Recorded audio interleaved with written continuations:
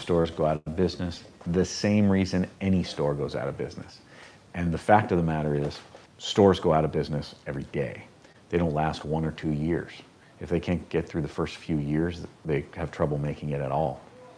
The problem is that people who own comic book stores generally open a comic book store out of emotion. They go, I always wanted a comic book store. I always wanted to open a shop. And so I wanted to do it, and I have my collection. And I have 20,000 comics that I've collected over my life, and I'm going to open this comic book store. And it's going to be great. They've never taken a business class in their life. They've never even read a book on business. And they open their comic book store with their 20,000 books, and they start going, and they borrow money. They put things on their credit cards with no plan, no business plan, no business model. They don't know how they're going to pay it off. They just figure, I'll make plenty of money. Within 6 months to a year, their comic collection is sold. So now what? Do you have any plan how to get more inventory? Did you ever think about what you were going to do as far as the new comics were concerned? What about all the other product that people want? All of these things, now you're in it. Now you're just trying to stay afloat. The problem is that for the next 10 years, that's all you're doing. 10 years go by fast. Staying afloat. I want to pay off this credit card that I've had forever, but oh man, now I got to give this distributor money if I want to get this product. They're going to come in next week. All the other stores have it. You've spent 10 years running a business, and you've never taken a business class. And you never stopped to take a business class. And you never upgraded your register into a POS system. All of those things are, yes, they're learning curves, but why does any store fail? Because you didn't prepare. Why does anything fail? Because you weren't prepared.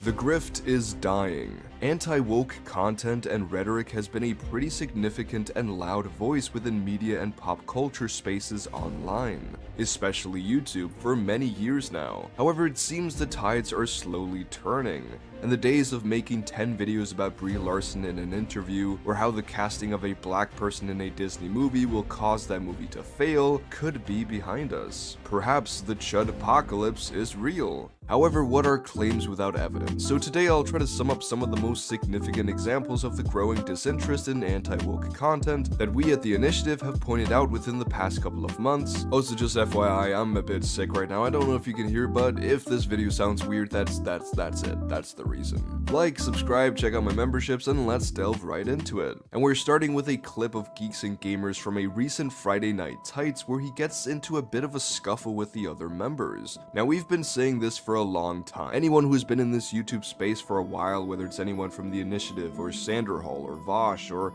anyone who has at any point made videos about Geeks and Gamers or any of the other anti-woke channels, has been saying that all these channels ever do is focus on the things they don't like, because of course dunking on the failures of Disney and Marvel and feminists and woke culture is what gets them views. The outrage is what fuels their audience and their channels, and listen, it's perfectly fine to talk about things you don't like on YouTube. Most media critics and commentators do so. It's fun to critique things we don't like and explain why, but this is excessive. And it's been excessive for years and years now. Most of these channels, especially someone like Ryan Cannell, makes multiple videos on any tiny little thing he can pretend to be mad about. He forces outrage to complain about properties that he often doesn't even care about. You never heard these guys talk about The Little Mermaid or how much they loved Snow White until these newer supposedly woke remakes came out. Suddenly, they're all massive fans and they can't believe that Disney would ruin their childhoods. And so they also force themselves to watch these things that they've spent months proving that they already hate and don't want to watch, but yet they still do and get angry about it. They rarely ever talk about things they actually like. Movies and TV shows, video games and comics that they think are awesome. And in the rare chance that they do, it's often as a means to take a dump on something they don't like. For so long now, this anti-woke space has done nothing but constantly fuel outrage clicks, giving their audiences something to be mad about, whether it's anything real or fabricated, instead of trying to talk about the things that they do like for a change. But I guess focusing on more positive things doesn't get them nearly the same amount of views. And we've been saying this for a long time now, and recently on our streams, DJ from Eric Debunks has begun pointing out that Jeremy from Geeks and Gamers had begun to seem tired of this grift. He's been removing himself from the anti-woke space more and more, and honestly, it seems like he's starting to burn out. And in this clip from Friday Night Tights, he actually exposes a lot of what we've been saying for years. So if you don't believe us and think we're wrong, then here, listen to Jeremy say it. Yeah, One Piece is objectively better. What's more successful? What's more successful? Well, One Piece would have been more successful. Like maybe not. You don't know that. No, I know that. I absolutely know. we do. No, you don't. Jeremy, you literally said it took you 4 episodes to get into it. You told me it took you 4 episodes to get into it. If something's good, it's good. People will watch it anyway, especially if it's weekly. That's right. My point being is what's dominating? Netflix. All the weekly models, nobody gives a shit about anything coming out. No, but the point is that we talked about One Piece for 1, maybe 2 weeks. Yep. Whereas bro, Five Nights at Freddy's is dominating at the fucking box office, and we're talking about Loki. We talked about Five Nights it. At Freddy's is making more money than any film in recent memory. We're talking about Loki. We talked about Five Nights at Freddy's. We talked about Five Nights at Freddy's shitty this Marvel week, and shitty Star Wars. but it was relevant. We would talk about shitty Marvel, shitty Star Wars if it was weekly or if it was binge. We would talk about it. That's what we do. Yeah, but the thing I is, would rather talk about Five Nights at Freddy's right now. I've seen Five Nights at Freddy's twice. It's got nothing to do with the actual fucking argument, which is the only reason you brought it up. No, yeah, absolutely. So the argument is we'd still be talking about One Piece because we should still be talking about One Piece right now. What's stopping us?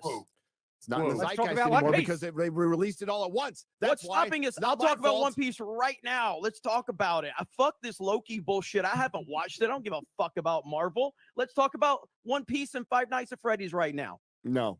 Oh, okay, then. Well, then don't sit there and tell me that people aren't talking about it. You don't want to talk about it. Jeremy, I have a 30-minute fucking video on One Piece. You can go watch that. Okay, I sat down and edited a 30-fucking-minute video. That's my point being we spent a month on it. What's your favorite part? We could be talking about One Piece right now. No one's stopping us. No. The weekly model is stopping. We are driven by the zeitgeist of entertainment, Jeremy. You are. I'm not. Here, Jeremy. We can talk about it right now. What's stopping us from talking about One Piece? What's stopping us? What is there to talk? The thing is, what is there to talk about with One Piece? That's the same thing I can ask about Loki. What is there to talk about? It's dog shit. It's Marvel. It just came out. Yes, a new episode just came out, and nobody cares about it.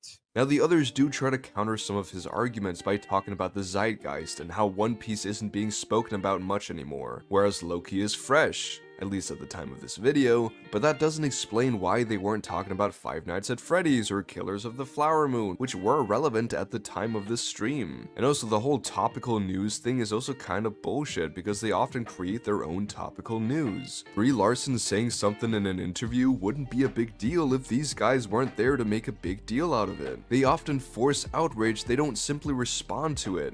And it's really refreshing to see Jeremy calling out how they always focus on the bad media rather than the stuff that is actually good. Whoa! What's that? Oh, that's a shit. Why don't you go and subscribe to it? I dare you. I fucking dare you. How's that? That's pretty good.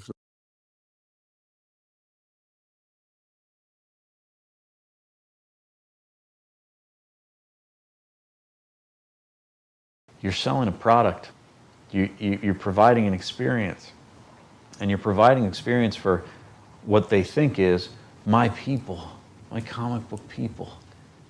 And I constantly say to new owners, you already have them. Why are you creating a store for them? They're going to come anyway.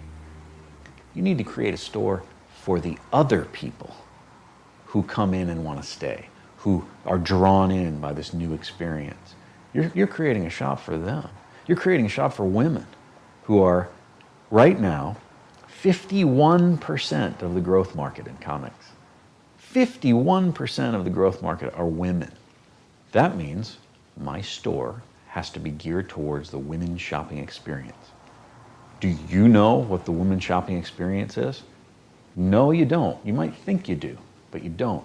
There's research that's developed over the last 80 years that you can read about that are all about the psychology of women shopping. And you can take that information and collate it and go, okay, it has to be clean, it has to be open because women need space when they shop, it has to be bright, it has to have soft music, it has to have some kind of female employees so they're comfortable, it has to have the type of product that speaks to them in a certain way that they want to come back and back and back.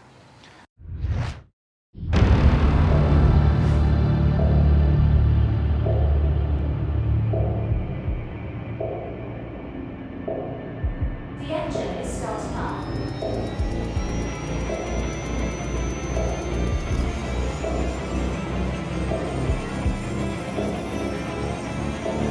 3, 2, 1.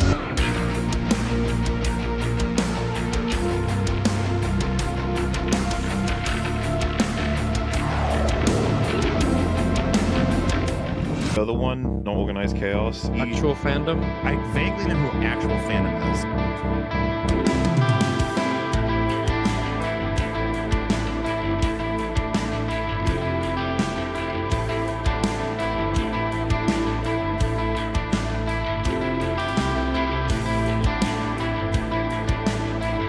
You clearly don't know who you're talking to, so let me clue you in. Hi. Fucking subscribe. I am David.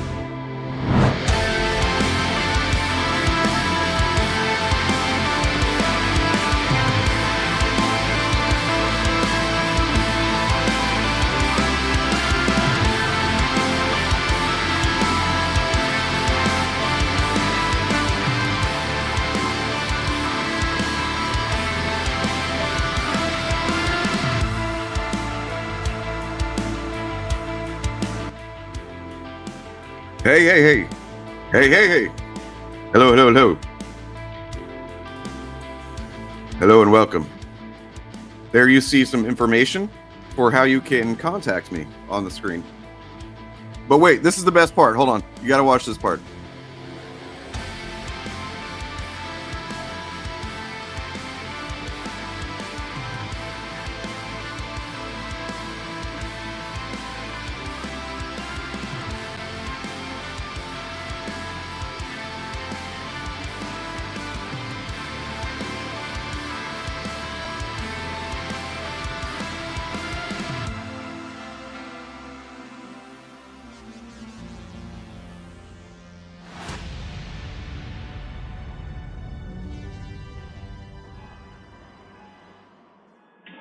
Holy shit!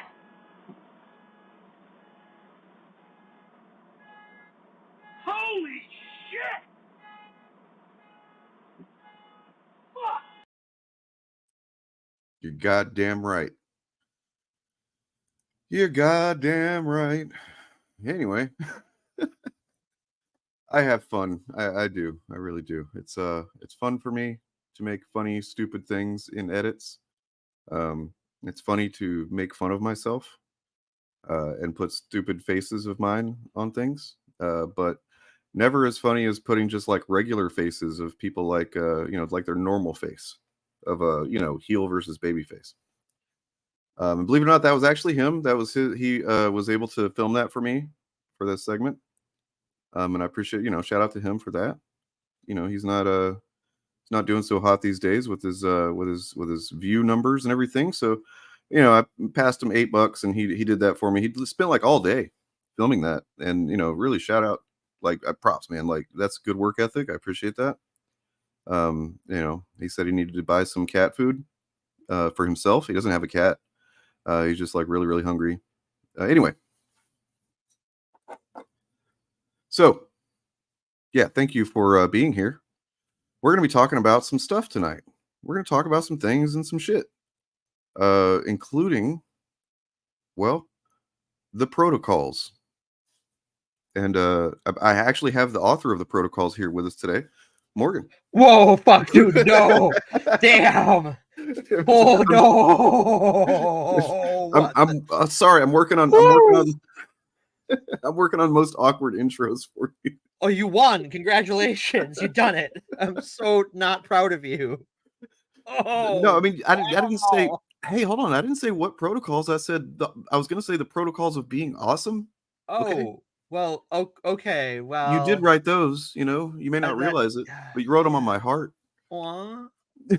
I can't stay mad at you, Dane. Nah, Morgan has nothing to do with this shit. Except for, you know, being here tonight. So, yeah, we're gonna talk about the protocols of the learned elders of Zion, or the more truncated version is, I think it's more commonly said is protocols of Zion, right? Is that what it is? I think I've heard it most as the protocols of the elders of Zion, but like there's so many, you know, rehashed, you know, it just true. Well, you know what? And we did this totally on purpose. No, we didn't.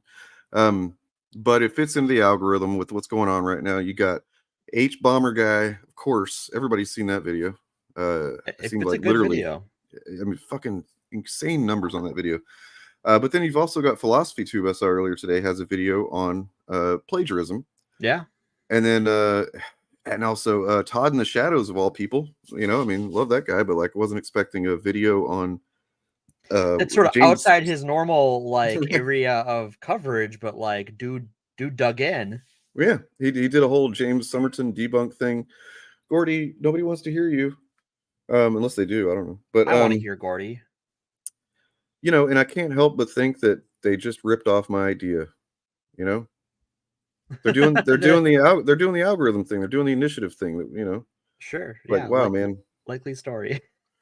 No, I mean, it does seem like they are doing this intentionally to coordinate, and that's fucking awesome. Yeah, I believe they coordinated those videos. Well, I think in Shadow's video, he said that he had talked to H-Bomb beforehand.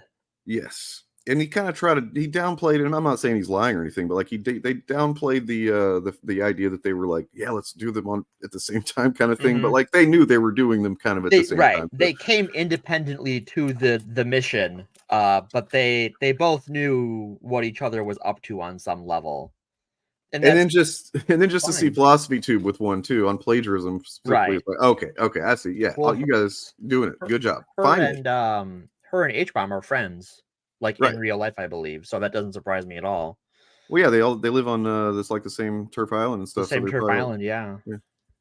They're part of that little group of non-turfs over there. Yeah, we call those the good ones. The good ones. Yeah, yeah. So that makes sense. And like, and honestly, I hope it does well for them all, and I hope they continue to do that. Because it's, you know, exactly what's needed. I've been saying that since about beginning of 2020, I'll be honest. That you know, lefties needed to coordinate content because by God, that's what the right does. It really is. You know, of course, it's kind of a different thing whenever you're talking about video essayists who put out a video every like 7 years. I think H-Bomb gets one out a year-ish. Usually. Yeah, okay. No, but she puts them out a little more regularly, but she's got like a whole like crazy production with staff and all sorts of wild shit. Does she have a staff? Because I think so. Because I remember being surprised that excuse me if my voice goes out a little bit. I remember being surprised that ContraPoints doesn't use like a staff. Like in a video or something I saw where she was like, "No, I just do it all myself." I'm like, "Are you fucking kidding me?" Like, how do you? I mean, I guess that explains why there's only one like a year or 6 months or whatever. But yeah. Anyway. Like, I think she works with other people. I don't know if it's like what level of staffing it is, but I think she's got some sort of like collaborators in person that help with some of that, but I don't know the exact specifics. What is the Roblox oof one? I don't know what that means. So that one there was a sound so Roblox is a game where people can make content for it. I don't know anything about it beyond that. But someone put a sound in that game that is from another game that a man by the name of Tommy Tallarico kind of took credit for from somebody else. Mm-hmm. And H-Bomb dug in on like that guy, and it turns out he's kind of a scumbag. Oh. It's an interesting video, but sounds interesting. Yeah, it's like a lot of inside video game baseball, but it was interesting. You know what I forgot to do? Holy crap, what's wrong with me? Oh yeah, that's right. He faked a bunch of like Guinness Book of World Record awards. What? Yeah. Why? Because his dick is small or something. I don't know. Fair enough. Yeah, I mean, that's shit. Okay, I'll take it. I have no idea why. I just like thought that was the thing to do, I guess. Well, so I forgot to do something here, and I feel like we're getting off on the wrong foot unless I just unless I do this real quick. We'll do it real quick. Quicker, faster. I had it. Where's it at? Okay, here it is.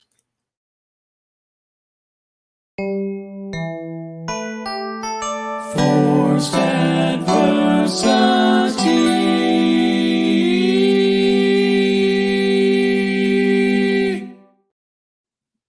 We got to get that in. Yeah.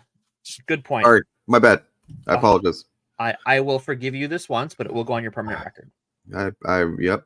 I mean, it's definitely going to go on the internal permanent record, as does every mistake I've ever made. Now you got to learn to let some shit go. You know. Yes, you do. You do. Otherwise, it gets kind of crowded in there. Things get. Yep. If you don't let things go, and if you like constantly beat yourself up, my spouse will show up behind you with a Nerf gun and unload on you, as is their divine mission. That's very specific, but okay. I will take that advice.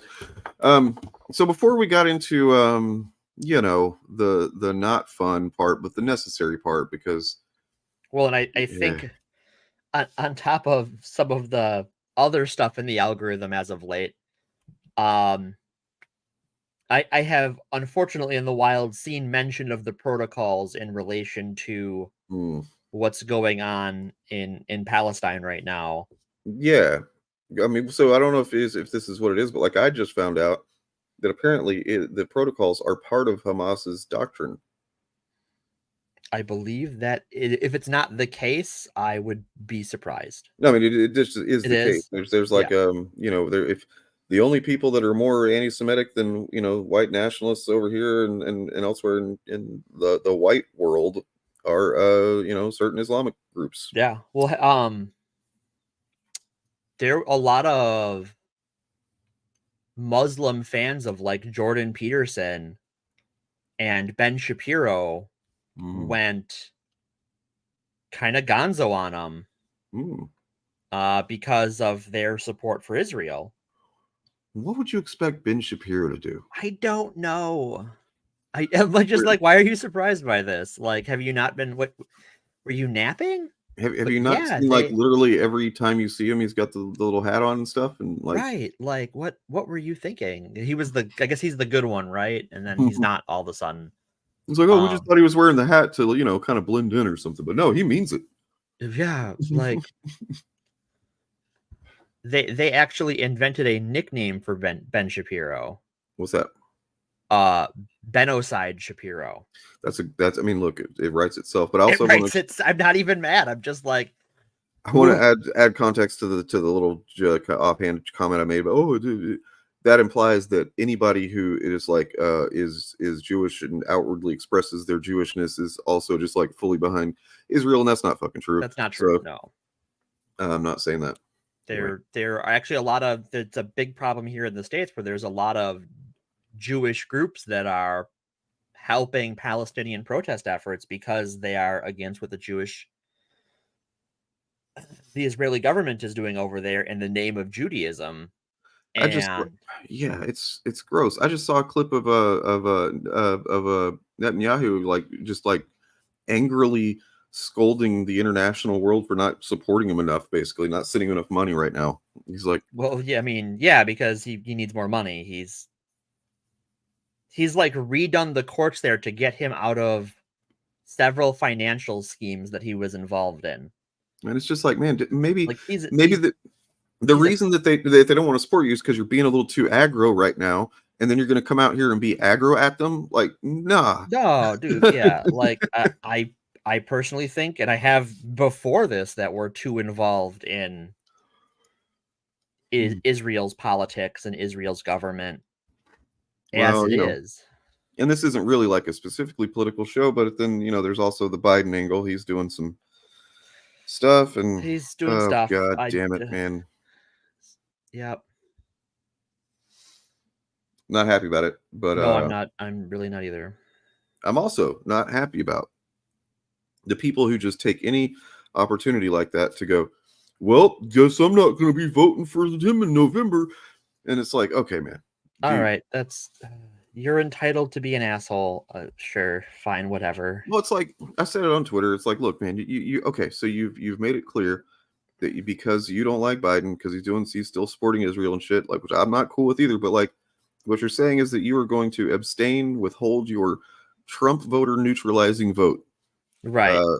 In order to just like make a statement, make a point or whatever, and then so in effect, you are saying, you know what, Project 2025, fuck that's it, let's fine. see what happens. Yeah, like the stuff coming out of the GOP that they want to do if they win the presidency, and it's not like, okay, so like Trump isn't going to be any better on Israel and Palestine than Biden is. Sorry, that's just like true. No.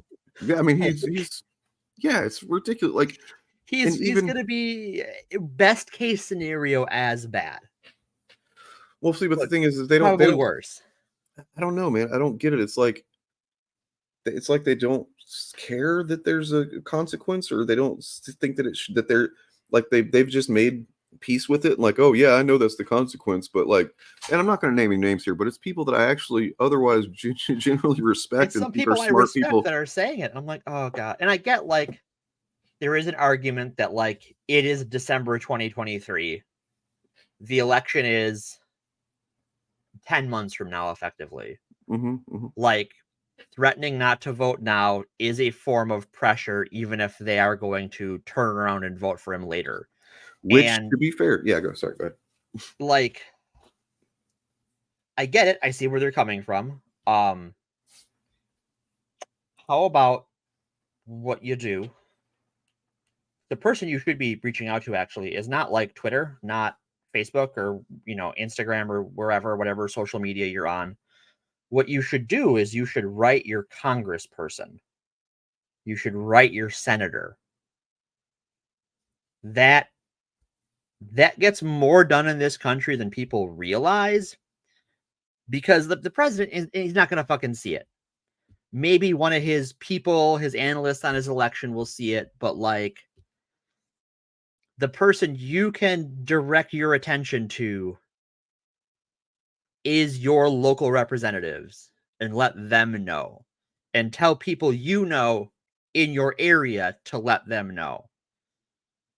Yes, there are like form emails you can find out there for this stuff, and all you're just trade it around to your friends and pop it out, and then you can let your voice be heard that way, and that is way more effective to let the Democrats know that you're upset with how they're handling Israel right now, and you should be, than tweeting about Biden. So let me tell you about what happened with me in 2020 whenever this stuff started happening. Because I had just kind of like in very recent months been kind of like drawn into the online left just by virtue of like my content that I started making, and people going, hey, I'm like, oh, okay, this is what kind of content that is, I guess. And then, and I'm like starting to learn all these different stripes of lefty, from anarchism. I'm starting to figure this stuff out, and like, and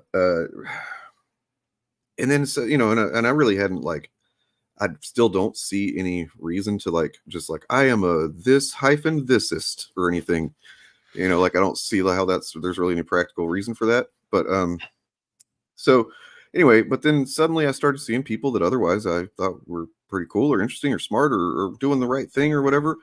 And then suddenly they're just like saying that they're, once Bernie lost the primary, or, was kind of robbed of the primary, they're not going to vote for Biden. And I'm like, wait a second. Well, you know what the option is, right? Like, how do you how do you right fucking, like and it really actually got me really upset. Like, along with everything else that was going on, that kind of all contributed to me going into a pretty fucking severe depression that year. And it's like, because I just suddenly was like, I thought I understood these people and I don't, you know what I mean? And I was like, felt really alienated.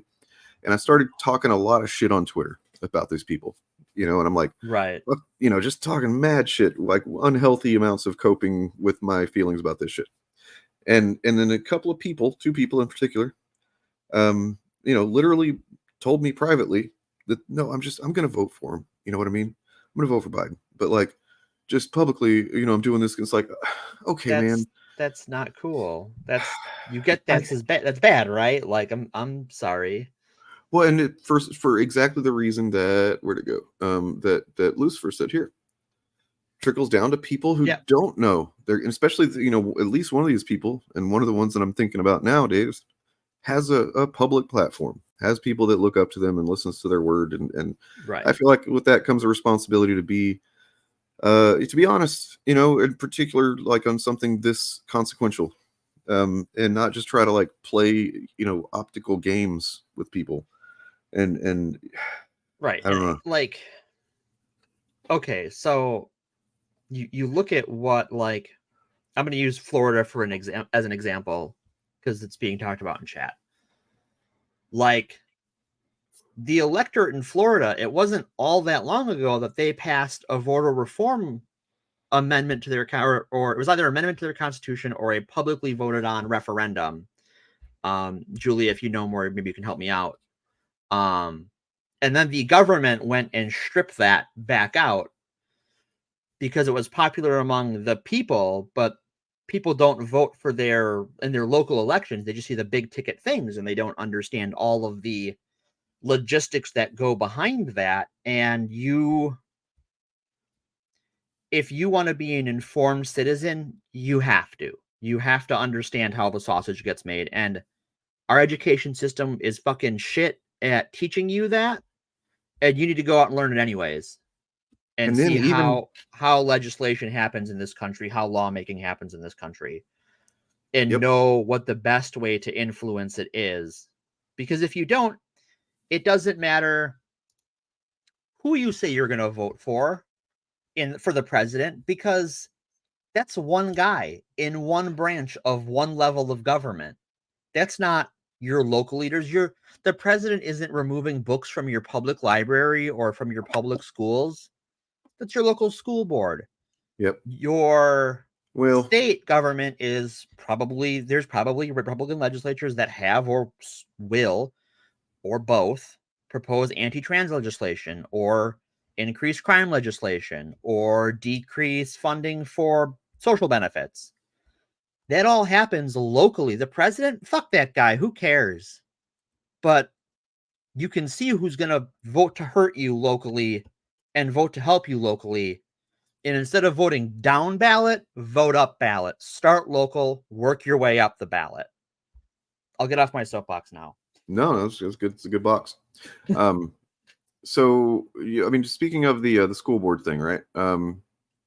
So there are reasons to not be completely doomer, right? Yeah. If you look at midterm elections, I'm not a doomer. The bad folks with the bad ideas didn't do so hot. A lot of the bad ideas didn't happen, didn't get implemented. A lot of the bad people either got removed, didn't get in, so on. And then there's the folks specifically nationally responsible for, like, I guess probably almost all of these coordinated efforts against schools. Moms for Liberty. They aren't doing so hot publicly right now. That's the other thing, is that like all of these Republican groups just are actually run by the worst people. And the only silver lining to them becoming so publicly known is that all their dirty laundry is spilling out all over the fucking sidewalk. Well, because these people are fucking ghouls, man. They're not like people that they're not concerned about children. You know, they're not concerned about, you know. Well, you know, they are concerned about children. They want them to work younger and younger. They want to undo child labor protections. I forget which chicken company just had the feds go after them for violating federal child labor laws because the state was let it slide. They do care about children. They care about abusing them. Yep. 100%. Oh shit. 100% of those groups are astroturfed. 100%. Not one of them. That's the thing. That's the only, like, you have to consider that, because like as much noise as they make, and then they can't fucking win elections. And the only way that they get they get the attention is by making noise, not by like, proving that their ideas have merit or anything like that. No, they do exactly what we talk about on the show. They drum up moral panics. Yep, it really is, like, honestly, yeah, we gotta cover them at some point, because like this is now, we are seeing it play out right now. The next year, I am doing a Heritage Foundation episode that is happening. Almost like the final form, hopefully, but probably not, of moral panic, where it's like, if you think about what we've covered so far, we've talked about, there's the kind of like, I guess, the most organic type of moral panic you can have, to a degree, which is just somebody hearing something and thinking something silly, and then telling somebody else, and they panic and they run with it, and it becomes a thing, right? Or tragically, like a mother who's loses her child or something like that, and takes the wrong lesson from it, right? And blames the wrong things for it, right? And that sucks and everything, but like then it becomes a whole thing that affects other people and whatnot. But then you get to the what was it, the 80s? Was it with the music thing? Yeah. Oh yeah, where they had the dog and pony show with the PMRC, and it was all a dog and pony show because they'd already come to an agreement. Yep. And then they invited these musicians, hey, come speak in defense of or whatever, speak on behalf of the music industry, and it's like, but the label had already been decided. It was already going to happen regardless of what happened at that hearing, and nobody knew that except for probably the people that were putting on the hearing, right? So there's that cynical edge that is put into it by the political elites, kind of thing. Like, well, not even political elites, their wives, and then after that, what was it, the video game thing with Lieberman and shit? Lieberman and Herb Cole from Wisconsin. There's our show villain. Literally, what was the reason that they did that again? It was really fucking cynical. What was the cynical reason? Gods. They were trying to. They just needed a cause, basically, or something like that. Yeah, they were just trying to build their brand.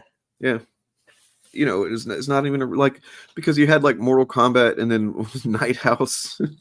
Yeah, Night Trap, Mortal Trap, Kombat, just like random ass shit, and that's become a whole thing with the ESRB and whatnot. And it's like now you're seeing it to where it's ultimate cynical form. Hopefully it's the ultimate form. Probably not, man. That's scary to think about. But like, it is supremely cynical now, where it's like, we're moms for liberty, and we care about children.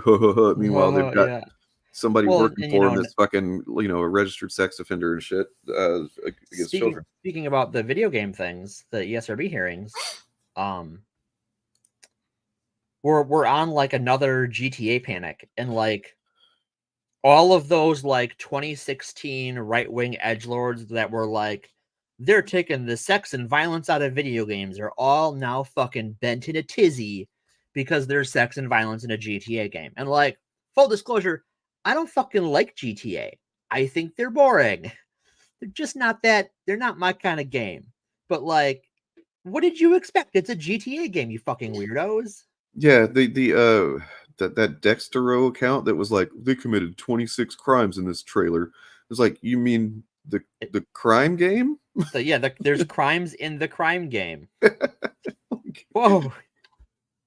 Jesus, man. It's they're going pretty hard at it. And I mean, I guess the silver lining to a degree is that I think a good amount of people are seeing it for what it is. I think so. I think even a lot of conservatives, a lot of like small town conservatives, they see, at least like on their state level, maybe not locally per se, because people just aren't that tuned in, sadly, that like, okay, so if I am a rural small business owner, I own a farm or a body shop or whatever, a gas station, who knows, a restaurant. What are my representatives I voted for is a small town pro-business conservative. What are they doing for me? Let me check the newspaper. They're voting on this trans shit. What are they doing the next week? Voting on this trans shit. What are they doing? Blocking school funding. What? But it's for a business school. They want to expand the University of Wisconsin's business education. Oh, wasn't that good for our economy? Everyone's supposed to be for the economy. We're pro-economy conservatives, business conservatives. What reason do you feel optimistic for, Tara Story? I tell you why I feel optimistic is that, like, I think people are on to that it's a fucking scam. Well, I mean, in case the Tara Story was saying that about us or something, like, because I came in at a certain time, like, I don't feel either way. I'm honestly unsure what to feel right now because I just am not allowing myself to land on anything at this point. Yeah, I get not being optimistic. I am optimistic but afraid. Yeah. Well, I mean, like, you gotta be I'm just trying to stay sober about it all, right? Like, because right. Like, I have at the end of the day, I have to believe we can win because for a lot of us, it's life or death. True. Whether it's because you're on, Social Security because you're old or you're disabled, they want to get rid of that. If you're on, Medicare, they've wanted to get rid of that for decades. Well, look, I'll say this. The if it was just strictly down to one person, one vote, no impediments to voting or anything like that, it doesn't matter. Biden would win. We would win fucking hands down, like everything. It would be fucking, they'd be done. But Republicans have won one popular vote presidentially in the 21st century, which was Bush's second term. That's it. I mean, like, I recognize that as a possibility. I'd like to know why you think that's going to happen. Like, that's what is at stake for sure. But what we're sitting here trying to. So what I'm saying is that, like, there are plenty of things that I've seen pop up. Like, for instance, fucking Taylor Swift got more people to fucking young people to register to vote in a day than ever before, and it's like, holy shit, maybe Taylor Swift. They're mad at that. Like, you see who got mad about that, right? That should tell you everything you need to know about who the bad guys are. And they don't want democracy. They don't want representative government. They want to rubber stamp their oligarchs. Well, there was that fucking Rick Santorum. He's still apparently around saying things that people listen to. You remember whenever they changed? Remember whenever they when I think it was what's his name, Dan Savage? Yep. Fucking changed. Yeah, if you don't know, throw Santorum into the Urban Dictionary and see what comes up. Yeah, and see what kind of frothy mix comes up. And so anyway, it's he said something like, oh well, I don't remember what he said after the elections and stuff, the voting, but he was like, he essentially just said, this is why. I don't know, something about like why voting's bad or something, essentially. Like, it's just fucking ridiculous. He was trying to cope and he came out a little too mask off. Anyway, yeah, so there's a general sense of apathy, but like, there's also, you got to think about this. The news and social media is not incentivized to show you people that are working hard in favor of the things that you want. They're not incentivized to show people signing up people to vote. They're not incentivized to, only whenever it involves somebody like Taylor Swift doing it do they go, oh, we got to talk about it because it's Taylor Swift. You know what I mean? But like, they are going to show you all of the fucking dark shit because that is just what society has become. It's what media has become. And that's not new, even in some ways. It's not a new saying in especially in corporate journalism. If it bleeds, it leads. Yep. So, I'm not saying that I'm not trying to convince you of anything, except to maybe consider the things that you're not considering is all, and to try and keep don't get all depressed and stuff. Save that for the moment, then whenever things are certainly bad, and then you can get depressed. But anyway, there's a lot of garbage. Look, for another thing, the Chudpocalypse. I have seen like more pushback against these chuds and anti-fandom shit than I've seen in 4+ years doing this. I'm seeing it so much. I'm seeing, new channels are popping up that I haven't seen before. When it seemed like there weren't any, I'm trying to get a hold of these people left and right now. And yeah, that's good. It's funny. I see Tara mentioning Godzilla in chat, like, because now all these chuds care about Godzilla all of a sudden. There's a lot of people in like that fandom who are like, you don't fucking care about Godzilla. Have you ever talked about it before? We don't know who the fuck you are. Like, what the fuck? Well, I mean, it's the same people who they're just the biggest Snow White fans. The largest Snow White fans. Yeah, it's just. Yeah. So freaking. All right, we're gonna talk about some Batman. How about that? Let's talk some Batman. No. Got to give me a minute to pull up my Batman because there's this writer, right? We're switching gears here, folks. Switching gears. We're gonna talk about the Bat. There's this writer. He's an up and comer. I mean, he's coming up. I don't know how much he's coming. I don't know. Sorry, I don't know what that's about. I'm kind of out of it today, folks. I might be getting sick. I think I am getting sick. But his name is Chip. And he's not even scared of spiders. Never been scared of spiders. Okay. You could throw a rubber spider on him and be like, I don't care. No, that's like if you look at Chip Zdarsky, man, he's fucking hilarious. If you ever look at his bio, like on Amazon or whatever, like I think on his social media too, it just says like, straight up, I've never been scared of spiders. He's like, you have to say that.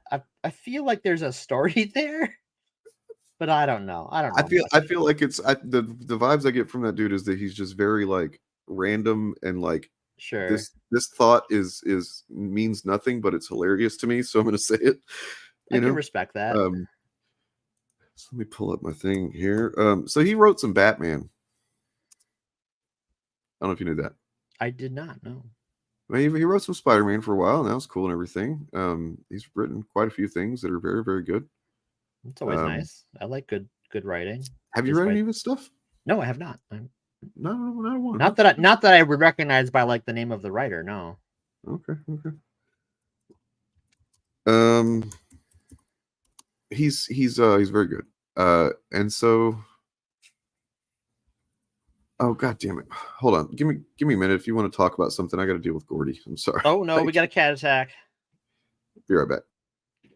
All right. So Batman. What are people's favorite Batman runs or movies or stories? Like, I'm not gonna lie, there's plenty of good Batman runs, but like every time I read Batman, I hear the animated series Batman in my head. It's too iconic. It's just seared in there. Yeah, I agree. Batman has been. It sucks because like I think there's a lot of good Batman comics and Batman stories, but like there's a reason that like DC wanted to shove him into everything. He's just that popular, and it kind of fucking sucks. And it is. And like, look, I am fully aware of the overexposure. Oh shit! I'm just gonna say that you'd pronounce it chariot. I think so. We're gonna call that chariot. Because trying to say Chifor is not. It's the leet speak. Oh, okay. But hey, how's it going? Welcome. Chariot made a video like watching my video, and I think it might be the only video that anybody's ever made about me that was just like all just like just supportive and positive and stuff. And there's been quite a few videos made about me, so yeah. That was it was a surreal experience to see that. But thank you. And it actually did, the thing you said at the end when you were like, I think you should reach out to people about getting on their channels or them on mine or whatever. Yeah, I've been trying to do that. So I appreciate that. That actually did get through to me. Aw, that's sweet. That's what it's all about. Yeah. What was I doing? Oh yeah, so Batman. Yeah, there's overexposure. At the same time, I will say that like from Tom King on to I don't remember the order exactly now, but Williamson and then Tynion the Fourth, and just like this run of Batman in the last few years has been pretty great. I'm sorry, it just has. And like that's fair. That's aside from the overexposure. I have just learned to not allow myself to be I don't consume many DC comics because of the fact that most of them are Bat-centric these days. It really, yeah. I mean, it comes and goes, right? Like, I feel like there is a tendency to go like, we're going to push out a bunch of new books. We overextend. We need to like retract down to the core stuff. And by the core stuff, we mean the Batman. Right. And so like, I think that's why we've had so many like Dark Knights spin-offs and sequels and tie-ins, and like that just like that was a cute story the first time, and then after that, I don't know, for me it was like, I don't ever want to see this again. Well, so okay, somebody, I think it was Artie, was like, fail safe, woo. Yes, fail safe, woo. Exactly. This is a Batman story that it does have fresh energy, I'll say that, even compared to, like I said, the previous ones of the last few years. I've liked their stuff, but it's been kind of like a similar tone, each one of them. They bridge each other's the gap between each other very, very well. Like there's not any kind of jarring like shift where you're like, oh right.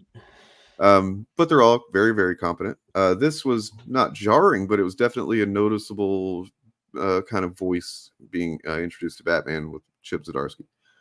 So failsafe, just to give a quick rundown, failsafe refers to this robot that Batman built, but he doesn't know that he built, because when he built it, he was the Batman of Zur and Oh boy. And why did he build this? Well, because occasionally Batman needs a plan to beat up Batman. Well, yeah, it did a flashback to Babel.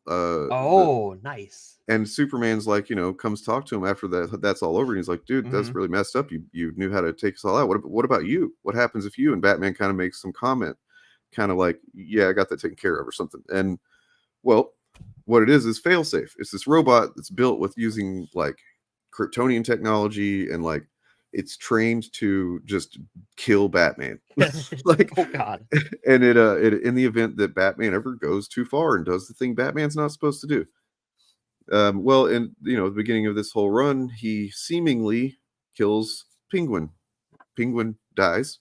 Oh fuck. Seemingly. And it seems like Batman did it. And failsafe activates.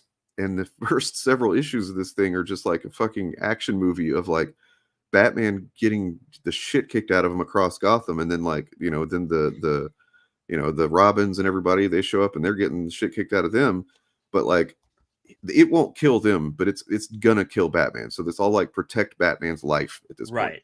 And like within the first 2 issues, he's just like barely able to stand, and he's he's bleeding out and stuff, and like then the Justice League shows up, but for whatever reason, failsafe knows how to take care of them too. And it's just this fucking relentless Terminator type situation. It's like, holy shit, it's exciting. It's fucking like, I've never seen Batman in this kind of vulnerable, like constantly vulnerable situation from the start. You know what I mean? Like there's not any. It's been a minute. And there are moments of him like doing a Batman, so to speak, where he's like, oh, this impossible situation, he figures it out. But it's always like the very last minute, like he pulls out a thing out of his ass and he barely lives. And I remember when it was coming out that there was a big, uproar about him falling from the moon and living.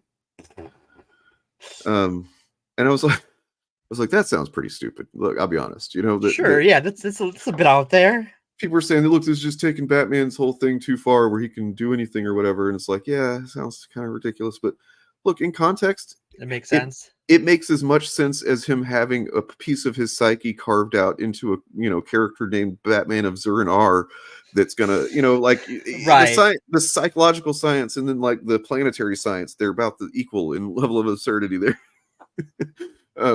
He also, his like costume is made out of like, this heat resistant or, thing, and he just has a cover of his mouth basically. And then he somehow lives with some special moves or whatever, but special bat moves eventually. So he lands and then he goes to the Fortress of Solitude. He's trying to get some Kryptonian shit, get some weapons and stuff that Superman's got there to try and take this thing out, because he's like impossible to take out. Right. He's Batman proof even. Well, that's the point, right? Yep. And then Tim Drake shows up, and that's one great thing about this whole run is that Tim Drake is like front and center for a lot of it, And I Nice. guess just He's sort of been in the background for a while too. yeah, I guess Zdarsky just is a Tim Drake fan. Hey, me too. Respect, yeah. So like he's the main secondary character that goes on through there. And he shows up and he's at the Fortress 2. Batman shows up. Look, Failsafe is on his ass like the whole time. Right. First, the reason he ends up on the moon is because he goes to, up into the watchtower. Sure.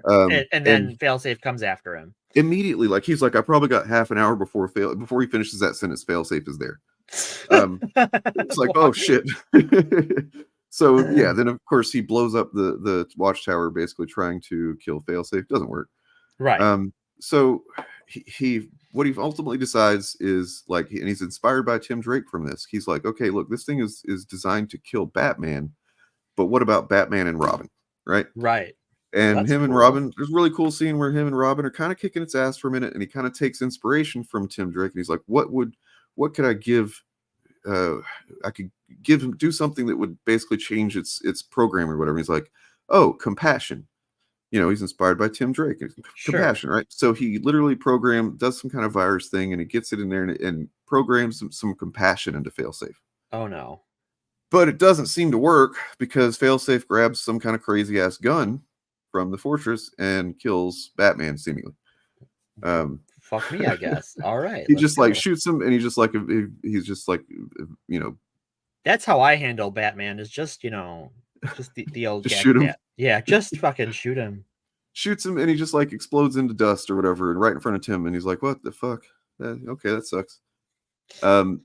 But he's not dead. He got what had happened was the compassion thing worked. And so rather than kill him, Failsafe decided at the last minute, I'm going to send him to another universe where there's no Batman in Gotham.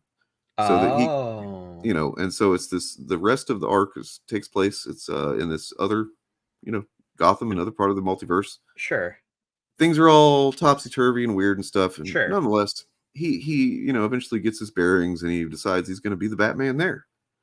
Yeah. And then he's the Batman and stuff. And then, so the bad guy, I won't spoil too much in case somebody wants to read it because there are some cool surprises, but he's chasing the bad guy and ends up, I guess I kind of do have to spoil this part technically. Sure. So the bad guy ends up he's called the Red Mask, if that doesn't give it away. Yeah. There's no Joker in, you know what I mean? In this world, but there is the Red Mask, and he's a guy named something Darwin Halliday or something. And you can tell it's the Joker, but he's not Joker-fied. Right. He's just some dude. And he turns out he has been peering through the multiverse and seeing all of his alternates that are the Joker. Oh fuck. And he wants to be that so bad, but he can't. He doesn't know how to be that. Right. Oh, shit. And so he's been like drawing all this multiverse power or something like that, and he's been living vicariously through different Jokers. Dude. It's crazy. But so they're at the end there, seemingly the end. For one thing, Batman loses his hand in this. Like, shit. Canonically, Batman lost his right hand. Like, it's fucking crazy. I was not expecting that. Let's see. It's a wonderful bat. Yeah. It was just on TV. I mean, it's that time of year where It's a Wonderful Life is on all the time. So yeah. Gotham War's not great. That's what I've heard. Who's writing Gotham War? I don't know. I've heard someone complain about it. I don't know. I can't. It doesn't sound like a very Zdarsky kind of story. Let's look it up. I mean, look, when we can know. In the last couple of years, you've had the War of Jokes and Riddles. You've had the Riddler War or whatever the fuck. Like they're doing a lot of those lately. It seems like. Yeah. They hit on a theme and they're kind of stuck on it. Yeah. Well.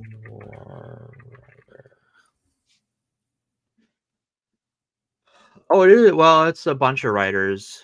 Main writers are Chip Zdarsky and Teenie Howard. Oh, Teenie Howard's on it? Oh, shit. Okay. Yeah. Did not know that.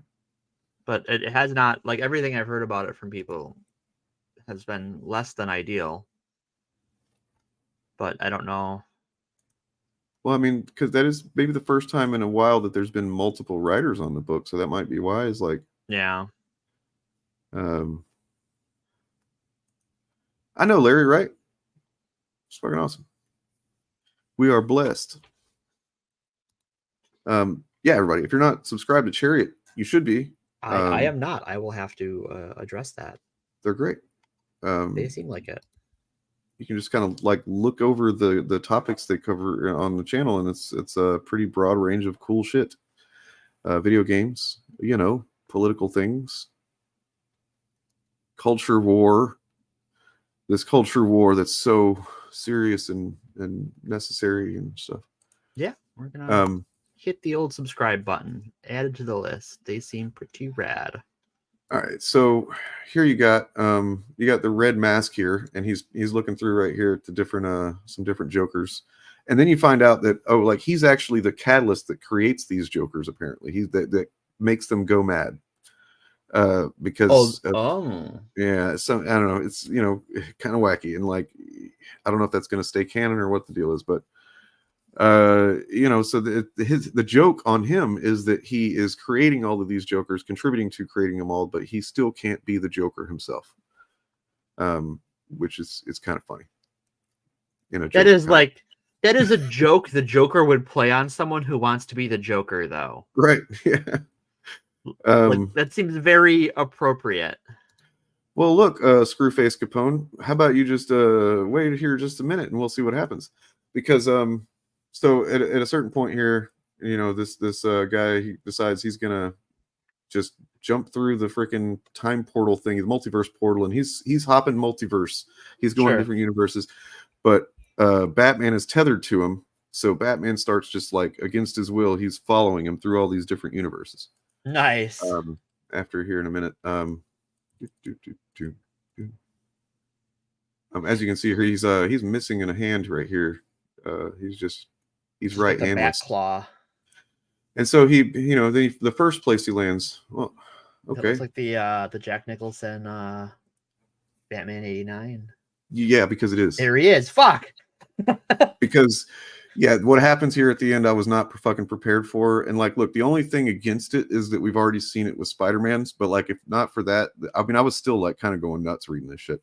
Sure. Because then he goes through, he hits all the hits. Right. You play all the hits. There's what is that? The by Gaslight one, or is the vampire one? Was that what that Gotham was? by no, is there a vampire? I have not read Gotham by Gaslight, but it might be one of the like vampire Joker stories. Then you got I'm not sure. I think that's actually Gaslight, maybe. And then here's the old Justice League cartoon. And then here's the animated series. Yep. Then you got to here's Injustice. That's what that looks like. Yep, that's the Injustice Batman. No, I'm sorry. That's the Arkham games Batman. That's what that is. It? Yeah, because he gets to the Injustice ones here in a minute. So that's okay. And he talks to them, each one of them, for different amounts of time, and then he gets to freaking Batman Beyond. Nice. And he's just talking to them for a minute and shit. And I was like, man, this is just what a fun ending to this crazy ass. Oh yeah, I was for not sure. expecting it. It makes sense, like, and then look, here's Kingdom Come. Yep. There's I'm not sure what that one is. Another old school Batman art style. And then here's there's Injustice, I believe. Okay. Because I don't like that freaking mask. That is not a good mask, no. And then Adam West, they're nice. And this is what sets up the moment when I was like, "You're fucking kidding me!" Here in a minute, and you'll feel the same way. This is the moment we're doing this segment on this show, huh? Yeah, this is why I was like, "All right, I gotta talk about this." I'll brace myself.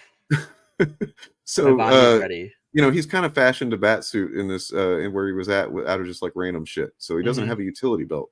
So Adam West Batman is like, "Hey man, you need a utility belt, chum." Fuck yeah. Gives him his utility belt and shit, and then he goes through a couple more. Here's Dark Knight Returns. Yep. The art, all of the art is fucking spot on too. A lot of it's really, really close. He talks to him there for a minute and everything, and then he finally catches up with him here at this little like end of the multiverse kind of thing. And there's the Joker shark. There's Joker fish are now Joker sharks. Yep. And let's go. He's gonna. Do you see where this is going? Or I know where this is going. As soon as Adam West gave him the utility belt, I knew where this was going. This is why Chip Zdarsky is a fucking madman, and I love him because he's he's trying to fight off one of these things, these Joker sharks, and he's like, oh, now I'm going right into the maw of this thing. What can I do? What do I got in this belt here? There it is. Bat shark repellent. The bat shark repellent. It's like a Batman more prepared than I am. Well, just remember that in that movie, the shark he repels is actually a robot bomb. It's not actually a shark, and it still works because Batman. Because Batman. Yeah. It looks like a shark, and that's all that matters. It's all that matters. Not only is it just a good deep cut, but it's like it's written into the story, and it, like literally, it is like basically the climax of this whole thing is that, and it doesn't come off completely fucking corny. Like it is because it is so corny, but like it takes itself the right way. Yes, it's also still cool at the same time. Like I don't understand how he did that, honestly. And then of course he gives him a good smack there. Right, got to give him the brag. And then that's how it ends. And then Robin, Tim Drake, he's sitting there. He's like, "Well, I'm fucked. I'm stuck here." Nope, Robin saved me. Aww, Tim Drake, and it's a beautiful thing. So, aww, that's so sweet. Really is. Look. Sometimes I just get so excited by a comic, I want to share it with people. Oh, absolutely. I mean, like. How I got back into comics was someone sharing with me the IDW Transformers comics, which I fucking love to death. Check out our Transformers episode. Yeah, it's over on the is it on? No, it's on my channel. Is it on your channel? On the FAP channel. Okay, all right. Yeah, check that out. I love that episode. I think it's on both. That's what got me back into comics after 5 or 6 years. So, bad news about that. Yeah. Comicsology is done. Comicsology, yeah. It's I invited one of the creators on to come talk with us at some point, but I've been inviting lots of people left and right. I've just been like shamelessly like, "Hey, come on to my show. Come talk to me." So, yeah, I mean, look, Julia, if you were interested in reading Batman at all, I would say that starting with maybe not Tom King's run, because that one, different people go different ways on that one. I think it's mostly pretty good. But then who is after that, I forget who came next. It starts to get really good. But like Williamson and Tynion the Fourth, their runs very good, and Zdarsky as well. I'm also currently reading, because Zdarsky's also writing Batman the Knight, which is a completely different type of Batman story. And look, that's 2 Batman stories I'm reading right now, and I'm already feeling the fucking oversaturation. So 100%. Yeah. Zdarsky's me. Well, and if he is writing Gotham more, it sounds like that one's supposed to be a little more grounded, and I think sometimes like not every writer who's good at doing the weird Batman stories is good at doing the grounded Batman stories. Like I think it just there's and vice versa, yeah. Right. There's so many different ways to tell a Batman story that like sometimes you're just gonna have a guy who's not good at that like street level criminal stuff, but is good at this like weird Batman fights a robot he designed himself and gets shunted through time to meet all of the Batmen. Yep, and it's like it was completely unexpected, but also like it had been set up perfectly well. It wasn't like it just came out of nowhere. You're talking about a multiverse, and like I said, the only points against it to like the experience of it, like the only thing that could have heightened my experience was having not already seen Spider-Man doing the same thing, basically. Sure. Anyway, moving on. We haven't had Into the Batverse before, and we've had a lot of like multiverse Spider-Man stuff, which I am kinda like. This is my hot take on that. I think the MCU, the last Spider-Man movie, I was kind of nope on that one. I didn't really care for it, but that's just it was one of those things where it's like in the theater, and I've heard a lot of people say the same thing. In the theater, it was a great experience, and then you watch it again. I watched it again after, like at home, and I'm like, this is kind of just like, I don't know. There's a lot of. I'm not one typically to complain of fan service, but there's definitely some in there. Yeah, and I think part of it is that like we've had like the first Tom Holland movie, was it Homecoming? Mm-hmm. Is a pretty like classic Spider-Man story in some ways. Like it's closer to classic Spider-Man stories we've had in the comics than the other MCU movies were like. The second one with, you know, the like trying to get the AI that's in space that Tony Stark built with all the drones and the hologram projectors and all that crazy stuff. I'm like, this is kind of like a little over the top. But then like, okay, we're doing magic with alternate Spider-Men, and it felt like it was cashing in on Spider-Verse. Well, it did, but at the same time, it was cashing in. Like, I mean, it made sense to me just because, you know, when growing up coming up in the 90s, reading 90s comics, there was often Spider-Man hanging out doing Doctor Strange plots and vice versa. Because they're both in New York. Mm-hmm. And so, like, to me, that made sense to kind of like, well, let's throw him in the middle of this MCU. That's the one thing we really haven't been able to do with him at all. Yeah. That's where they've been taking. I think that the Tony Stark shadow has been a little too long over the whole thing, but I didn't mind the idea of Doctor Strange. But there were some character choices made with particularly Doctor Strange that I think were kind of silly. Yeah, I didn't see that movie till it was out of theaters, and I was just like, when I finally got to watch it, I'm like, that was fine. I think the moment that really kind of just reveals what I guess what I would say my issue, what I feel the issue with that movie is that whenever they find the other Spider-Man for the first time and they're opening the portals, and when they come through the portals, there's like a pause and there's no sound, there's nothing. Yeah, it's the applause moment. Exactly, and it's like, come on, man, you can't don't give us an applause break, Jesus. Oh, okay, so you know I have a problem with applause breaks especially TV shows, but also movies, because like it's not a play. You're not in a theater with live actors where like that might make a little more sense. Like, you're in a theater. It like it's a screen. It's wherever you're watching it. It's on a screen. It don't matter.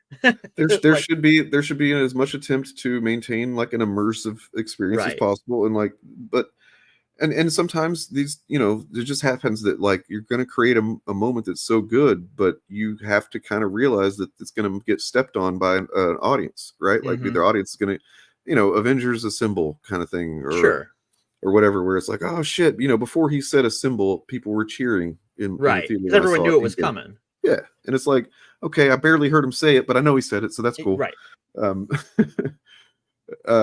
You know, sometimes you just got to take that, and it seems like Sony was just like, no, we want to make sure that everybody has their moment to kind of take this in. Right, and it's just. But on the other hand, there are the moments where they're just kind of sitting around talking, like, and I fucking loved it. Those are the good moments in the movie. The rest was kind of just there. Yeah. All right, well, we should probably get onto the main topic. Is it not Spider-Man? I wish it was. No. We let chat decide. Chat, are we talking Spider-Man? Are we talking the protocols of the learned elders of Zion? Jesus Christ. Yeah, we can let chat decide. Yeah. Well, chat, what do you want? You want Spider-Man? Do you want pictures of Spider-Man? Or do you want anti-Semitism? Or are these protocols a menace? We got to pick one. Right, we got to figure it out. We'll give the people what they want. I see chat. It's like real quiet now all of a sudden. It's like they're joking, but I'm not sure how to joke back about this. Right. If ever a piece of writing could produce mass hatred, it is this one. It is this one. This book is about lies and slander. And that's from Elie Wiesel, Nobel Peace Prize laureate. So the Protocols of the Elders of Zion is the most notorious and widely distributed anti-Semitic publication of modern times. And just to, you know, pay tribute now to the current most popular fucking video that everybody, I am reading from the United States Holocaust Memorial Museum website, the Holocaust Encyclopedia. I'm also going to be reading from Wikipedia. You know, the classic. Wikipedia. I'm also going to be reading from The Protocols. We'll call out when that is. Yeah, you're going to know because it's going to be pretty gross. It's stupid. Yeah. You know, it's equally it's harmful. It's gross. It's disgusting. It's fucking abhorrent, but it's also really fucking stupid. You know, like just reading through this stuff, I'm like, come on, man. Like people, I feel like the people that buy into this have not read this shit. Oh Kinda no, they know it. It's the Bible, right? It's they know there's a book that tells them, but they're not going to go read it.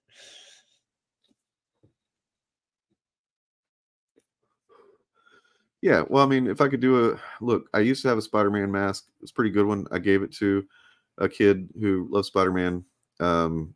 Otherwise, I would just like wear that and read them on camera. But look, I have Deadpool. I don't know if that's appropriate. No, I'm not going to do that. Okay. Okay. You're like, is he serious right now? I do not. I'm just like, I'm sorry. It's awkward. I'm trying to avoid it. It's a heavy topic. Yeah. Doing avoidant behavior. I don't blame you. Give me a second. Drink some water here. In the meantime, let me pull up this here channel of our guest in chat. Oh, by the way, speaking of guests, we've got a really freaking cool one for the initiative this week. Ooh, fun initiative guest. And it is out of the box for us. As far as like it's nerd stuff, but it's nerd stuff that we don't normally, care for or watch or talk about or anything. So we've got Mr. TARDIS. I'm gonna guess they're a Doctor Who fan. Yeah, they're into that. He's into that. That Mr. Hoomst. Mr. Hoomst Among Us. I call it that because I'm an idiot. And fair. I've watched it. I've watched a couple episodes years ago, and it wasn't for me. There's like I could tell there was a lot to like, and that I wished that I could like it more. Right. It's not for me. I think is what I learned about it when I tried to watch it. Inspector Spacetime. That's the one. Look at Chariot's channel. And their cute little duder. We're only going to talk about the American version of Inspector Spacetime because that's the good one. Okay. There's an American version. No, there was a joke about it, like that there was a joke about it. It was actually Luke Perry was playing the inspector in that joke. Oh my God. Isn't that just the Terminator? Hold on, back up. A time traveler with wacky hijinks and like time recursive stories. That's just Terminator. That's American Doctor Who. That's canon now. What now? I've declared Terminator American Doctor Who because it's a time travel story where like every time it goes back in time, it sort of recurs on itself. Look, I don't know that you like The Last Jedi, but you certainly have covered it a lot in ways that aren't the ways that are often covered The Last Jedi on YouTube. So that's great. We're big Last Jedi fans around here. It is the superior one. Look, just like all kinds of stuff. And I really like this one, by the way. Ben Burgess is somebody that like I when I started getting into learning the lefty shit, he was somebody I really thought I was like, oh, this guy knows what's up. And then over time, just over time, it's like he's just got these takes that come out and they're like, oh, what are you doing, man? Supporting fucking, defending Anna Kasparian and shit, which is what that video is about. It's like, there's a person who fell hard on her face very quickly. I'm just gonna run with this right-wing talking point as if it is something that's real. Steve Shives took a clip from his live show and put it on his main channel where he tore into that. Like someone asked that kind of Anna Kasparian, like trans people in sports question, and he fucking ripped the person who asked the question a new one. And it was very satisfying this morning. Well, I will have to check that out for sure. Is it a long clip or what? It's like 18 minutes. So yeah, kind of long. All right. I was gonna. I feel like it was long. I can check, but yeah, Steve Shives is generally pretty good. Pretty good, yeah. I kind of want to get him on the show. he's somebody that like I remember when that's a whole other story. I don't want to get into it. Yeah, but we have some bad things to talk about that we're still dodging. We do dodge to the left, dodge to the right, more to the left, much more to the left, please. The Steve Shives things is 14 minutes, but yeah, we don't have to. We should put that off for later. Do a whole trans athlete panic episode because we probably need to do that too. You know what? Actually, so I have to run to the restroom real quick, and while I do, likely story. I know. Go ahead. I just need to take a pause and take a pee. But I have a fucking excellent short video. Okay. To watch in the meantime. Talk about representation in film. White people think that we're talking about it solely from the perspective of, I want to be able to see myself in these roles. I want my children to be able to look up to heroes in films and characters who look like them. But I actually think that there's another reason. I remember one picture in particular after Black Panther of a white girl who dressed up as Shuri and being like, you should want this, right? Like as a parent, you should want your child to see people of color and be like, I can see myself in that person too. In education, we talk about the concept of windows and mirrors. A lot of times we talk about it from the angle of like Black children need Black teachers to be mirrors, right? They get windows all the time, which is people who are different from them and give them exposure to like other experiences and other types of people and cultures, etc.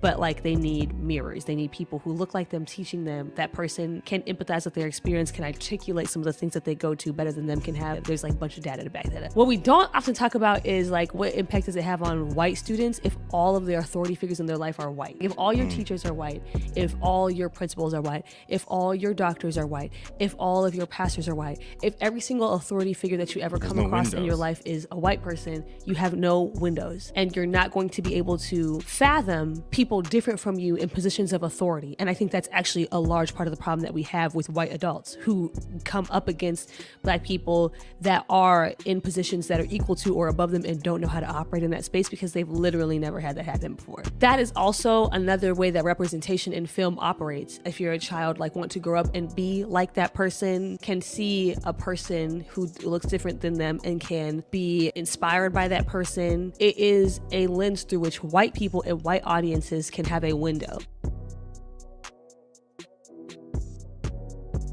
Crazy stupid podcast. I'm hoping to have them on at some point too. Real rad. That was pretty cool. They're criminally undersubscribed. One of those channels that just like, why I should not be doing better than you. It's not like there's no justice in this world. All right. So Anthony, I would just say that like only you can decide who's a chud in your heart, you know? But yes, he's a chud.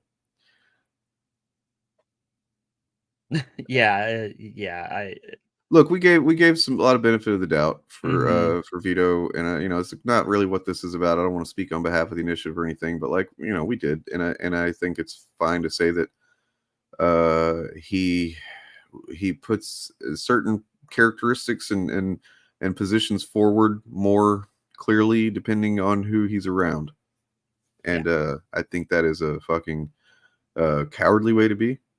That's just me personally, not Morgan, not anybody else in the initiative saying that. That's me. I think it's fucking Weasley. I'll say he's said some awful things about trans issues and then doubled down on them when corrected, and that kind of is all I need to know about a person. Yeah. You know, at the same time, anybody that's wondering, I'm sure the reason it's being asked is because like we had made some content with him, we had shown his stuff, and it's like, look, man, you know, he's not the most directly awful chud that there is, and he was making content about really awful chud that was effective and still kind of is, and I was willing to put that forward because you know, I guess I don't know, I have no principles, I don't know. Well, here's how I would look at it, or here's exactly how I look at it, is that someone can be not a good person and still be right on something, and we can discuss whether or not it's right to elevate them or how much we should elevate them when a bad person says good things. In the same way good people can say bad things. True. Like we're all, you know, nuance is important. Anthony's all the way on a different topic now. He didn't. Like, He's on to Doctor Who, which is fine. They can Doctor Who out. True. You know, one thing actually. So somebody reached out to me on BlueSky of all places, and it was somebody I'd never. They had like hardly any presence. It didn't have a profile picture. Which, by the way, I have a rule that I don't engage with people. I don't follow people back that can't be bothered to just put a profile picture, because it kind of just comes off like I don't know. You're doing this for some shady reason. Whenever I see right. That. And there was that kind of person, and they had asked me, do you want to answer any of the accusations against you? And I was like, and I just said, nope. You know, yeah, no, because, yeah, look, I'm relatively confident that if there were accusations I had not heard that were worth responding to, that I would have heard them from 50 other people that I know to some degree before I would have heard it from some rando without a profile picture on BlueSky. Right. And they were like, "What? Why? You don't want to defend yourself?" And I'm like, "From what? I don't really care." And it turned out it was a video from months and months ago by a certain little fucking chud that was trying to do clout sharking off of everybody in the initiative at different points. One of those. And it's like, look, guys, I don't know, if you can't judge that stuff for yourself, I don't know what to tell you, but I can't. Maybe look around and see if I've responded to something like that first before you just go directly to me and start expecting me to defend myself just because you happen to see a video. I'm not going to do that. Sorry. Well, and on the dishonest side of the internet, and I'm not saying this person is dishonest or shady, but on the dishonest side of the internet, a common tactic is to use sock puppet accounts to ask that sort of question over and over and over and over and over again in public forums, just using a different face and a different name. Yes. As a harassment tactic and as a tactic to defame someone. Yep. All right. Well. All right. So here we go with the. Here we go. I put it off long enough for fuck's sake. We put it off for 90 minutes. Gotta bite the bullet. So let's just go ahead and say the protocols of the Elders of Zion. Or the protocols of the meetings of the learned elders of Zion is a fabricated text. It's fake. It's a fake. It's a fake. God damn, do I have that drop in here? Come on, please. How do you not? You're in charge of drops. I know, but I mean, so I'd have to switch over to like another profile, I think, to have it. Maybe. No. All right. Well, you know what? I'll forgive this one too, because you did the show this week, so I can't be too mad. I don't have it. God damn it. All right. You know what? It's worth it. I'm doing it. Boom. Uh-oh. Oh no, I'm in the shellcast. It's a fake. Got it. All right. Also, that's not all though, because it's insidious. Ooh, yeah. My man. That is a hot Cardassian if I have ever seen one. I mean, yeah, and he definitely doesn't know anything about like killing people and spying or anything like that. That's the thing. He's got such a great fashion taste. Asterisk. It's just a simple tailor. All right, just a simple tailor. It's fabricated text purporting to detail a Jewish plot for global domination, largely plagiarized from several earlier sources. It was first published in Imperial Russia in 1903. Translated into multiple languages and disseminated internationally in the early part of the 20th century. And then, yeah, in the U.S., a lot of the disseminating was done by Henry Ford. Yeah, Henry Ford was a big fucking fan of this. Fucking like the only thing that he like disseminated more than fucking cars was the anti-semitism. Like he got real quiet about that in 1942. All of a sudden. No, he did denounce it. He did actually denounce it. Did, yeah. But like, you know, at that point, like what damage have you done, motherfucker? Anyway. Oh, a ton. Metric shit ton. So it's been translated in multiple languages. It played a key part in popularizing the belief in an international Jewish conspiracy, which, if you're not aware, if you haven't ever looked into like any conspiracy theory, it doesn't matter if you're talking about anti-vax, or if you're talking about the flat earth folks. All of these, if you dig deep enough into these conspiracy organizations, these groups, you're going to get to the JQ. Yeah, so many conspiracy theories that is their origin point, or eventually that conspiracy, even if it doesn't start like that, gets pulled back around into the singularity that is the JQ. Yeah, because I mean, at the end of the day, a lot of their stuff is just like a reasonable person's going to end up going, well, wait, why would they do this? Why would some group do this? Like white replacement, like it's they're replacing white people with black people and brown people and all, it's like, well, why would they do this? Well, because the Jews, right? Like what the that's fuck does that basically. mean? Yeah, well, we're going to find out apparently. So that's what fun. the protocols purport to explain. Well, let's let them. We'll call it explain.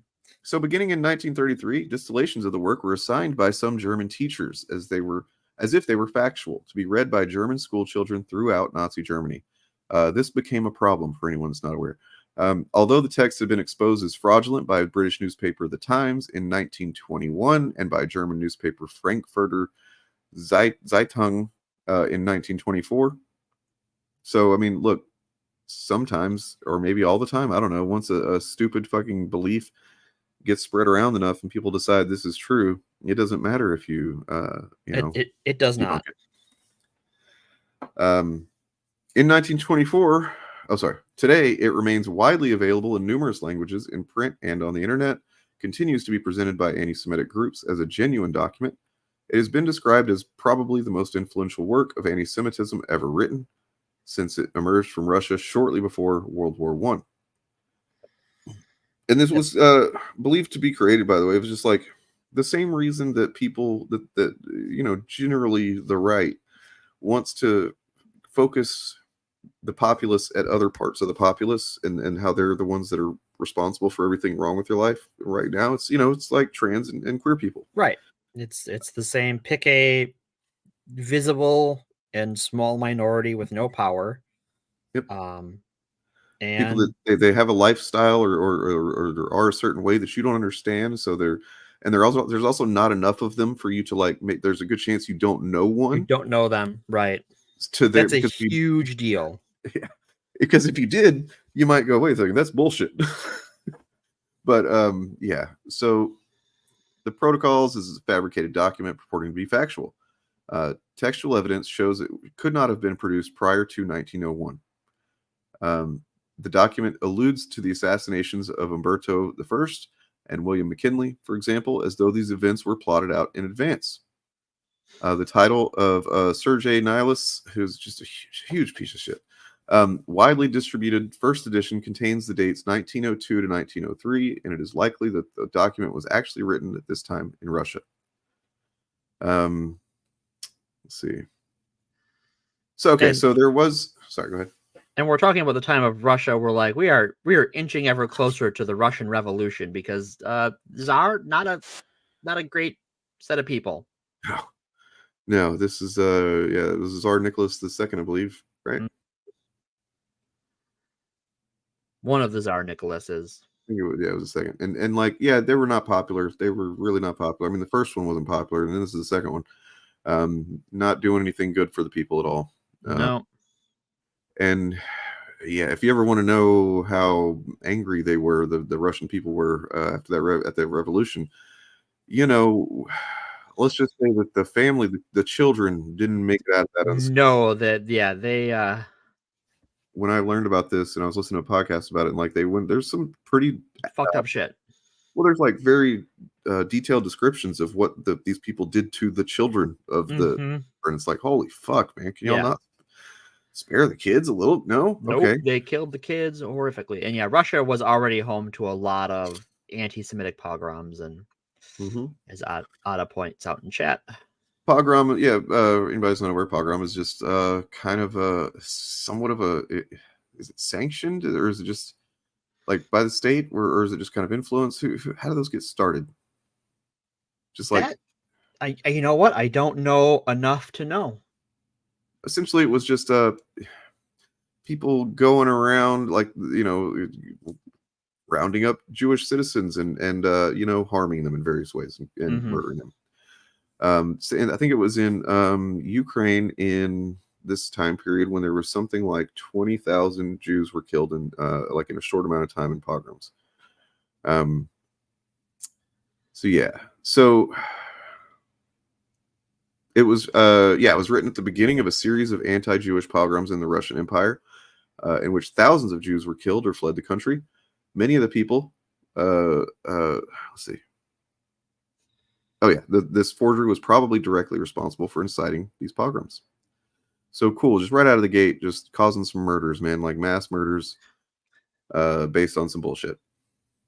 I mean, I guess we can say that we are kind of fortunate in a way that like misinformation doesn't lead directly to that kind of harm right now, maybe, or does I mean, I guess maybe depending. I think it does, right? You know, maybe not to the exact same level, but you look at like libs of TikTok and how many terrorist threats have come up from that, right? And that's all just fucking made up shit and taken out of context shit.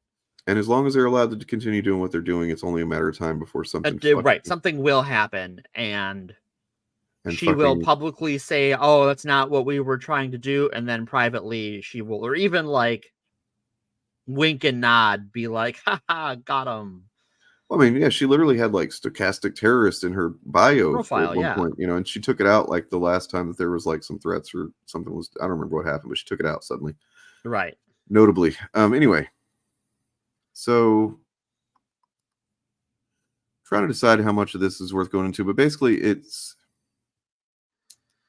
probably was written by a guy who was pre-KGB. They were like whatever the KGB was before it was the KGB, which was, you know, it was essentially a spy organization before any kind of modern spy organization existed.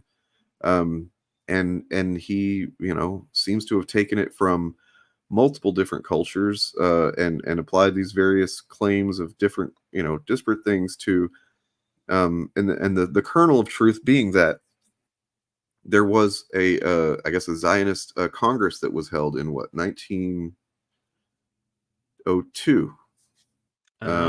Okay. So there was, there was a group of Zionists that got together to say, you know, hey, we, you know, but like it was widely reported on. It was not hidden. It was not like there was no fucking secret to it. You know what I mean? It was just like a thing that happened, like anything else. Right. And so for those who don't know, a Zionist is a person, typically a Jew, who believes in a Jewish homeland. That Israel is the homeland of the Jews, and that it is good. They should be there forever. Right. And you know, however you feel about that, I don't know. You know, it gets kind of hairy there because that's a whole other can of worms that we will not be talking about today. It's especially right now. But it's a sticky wicket. Yeah, you started seeing nationalism popping up around this time as well.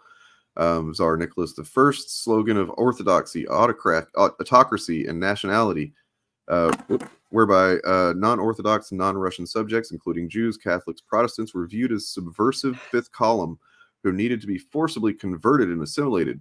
But even Jews, like the composer Maximilian Steinberg, who attempted to assimilate by converting to Orthodoxy, were still regarded with suspicion as potential infiltrators, supposedly trying to take over society.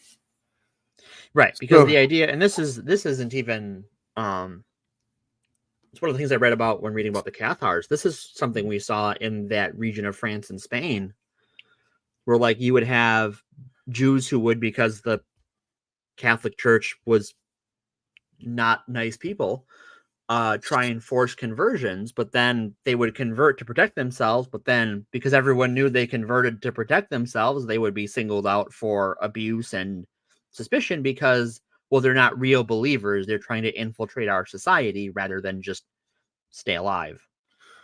Well, so I listen to a podcast on a regular basis called Time Suck. Okay. With Dan Cummins, and he's a stand-up comedian, but not one of those. You know, not one of those. It's not one of those. Oh, I'm so everything's woke and I can't say nothing. No, not that. He's actually a very cool guy, very funny, and he does Time Suck. I mean, like each episode is like 3 hours, and he goes deep.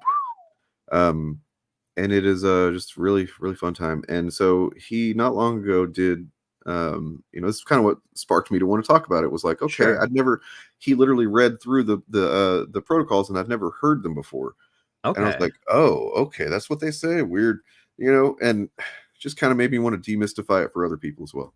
Yeah, and I believe they should be demystified because it's like I haven't read all of them, but from what I have read of it, they're kind of dumb, kind of cringe and dumb. Yeah, but so he wanted to start off the episode like a lot of people's had been asking him, like kind of confused, like what is it about Jewish people, like why are they so historically just like seen this way, like, and why can't they shake this, why does it go back so far into history and so on? And it's like, it's actually a good question, I think, and it's valid to wonder that. And the way he explained it, I think, kind of nails it, because so when you think about there is, like, the Jewish people had a homeland that they was their homeland, so to speak, but it was kind of almost like not prehistory, but like so far back that it's not really well recorded, so it's but since then they basically just as a people wandered a lot, and they would go to various nations and places, and like kind of just, hey, we're gonna hang out here for a while. So there's that aspect of it, which, and look, none of this is to say that they deserve any fucking thing. I'm just saying that this is based on human barbarian nature, apparently, like just how certain people can be. But like there's a lot of crossover when we're talking about like mainland European fascists and anti-Semites, a lot of crossover with their hate for the Roma people, and in the UK, a lot of like English fascists are very anti-traveler, which is another group of nomadic people.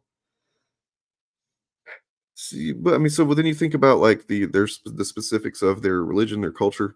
For one thing, if you want to become a Christian, you just got to like say that loud enough in public place, and somebody's going to run up to you and fucking throw water on you and be like, "Oh, you're right." They will do it for you. Yeah, they will just. If you want to become Jewish, it is not that easy. It's a process. It's a whole process. There's a whole, like, they just are not that like, yeah, come on. No, you gotta do some shit. You gotta actually prove that you fucking want it. And it's not just like I'm scared I'm gonna go to hell, so I better do this. It's none of that. So also, they are kosher, so they don't eat certain foods that a lot of people do eat. So you think about people that are wandering, they show up in an area where they don't, people might offer them food and they go, oh no, I'm not gonna eat that. I can't eat that. Right, I can't eat that. That's kind of still sometimes some cultures seen as like an insult. You go to somebody's house and they offer you dinner. Nah, I'm not going to eat that shit.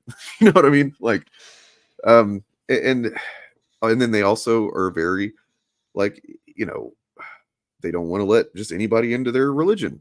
Right. Whereas, like, you're like, no, we want people in our religion. They're like, nah, we're good. We don't need you.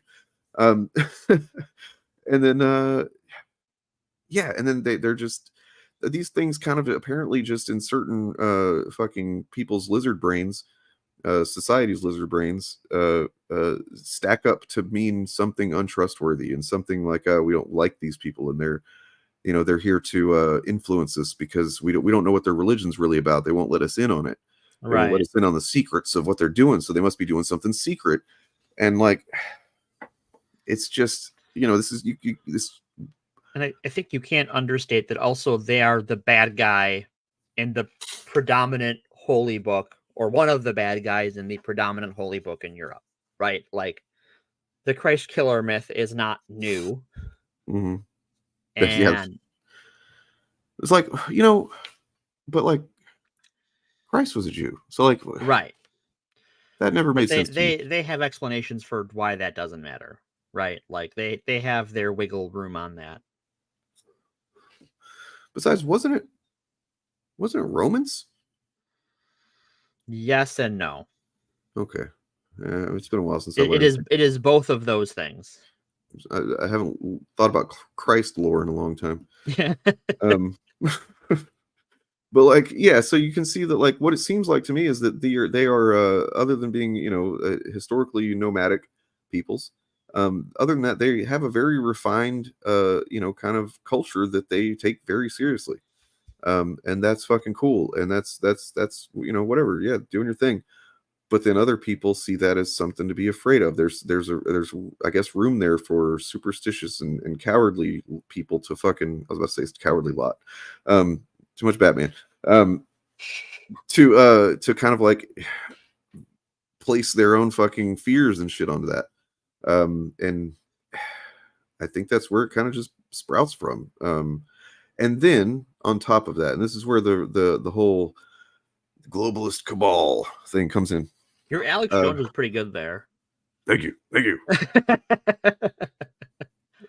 I hadn't seen, somebody had reminded me. I said I was going to do a silly voice. I don't know if I should do it now, Alex Jones, because look, he just got let back onto fucking Twitter. Yep, I just saw that today. Fucking Christ, man. But you know, they're grasping at straws. They're just grasping at any straws they can find. Elon's like, look, his pay pigs, they buy those fucking slop buckets and that ball under deodorant and stuff like that. Right, they'll buy whatever. They'll buy ads next to Nazis.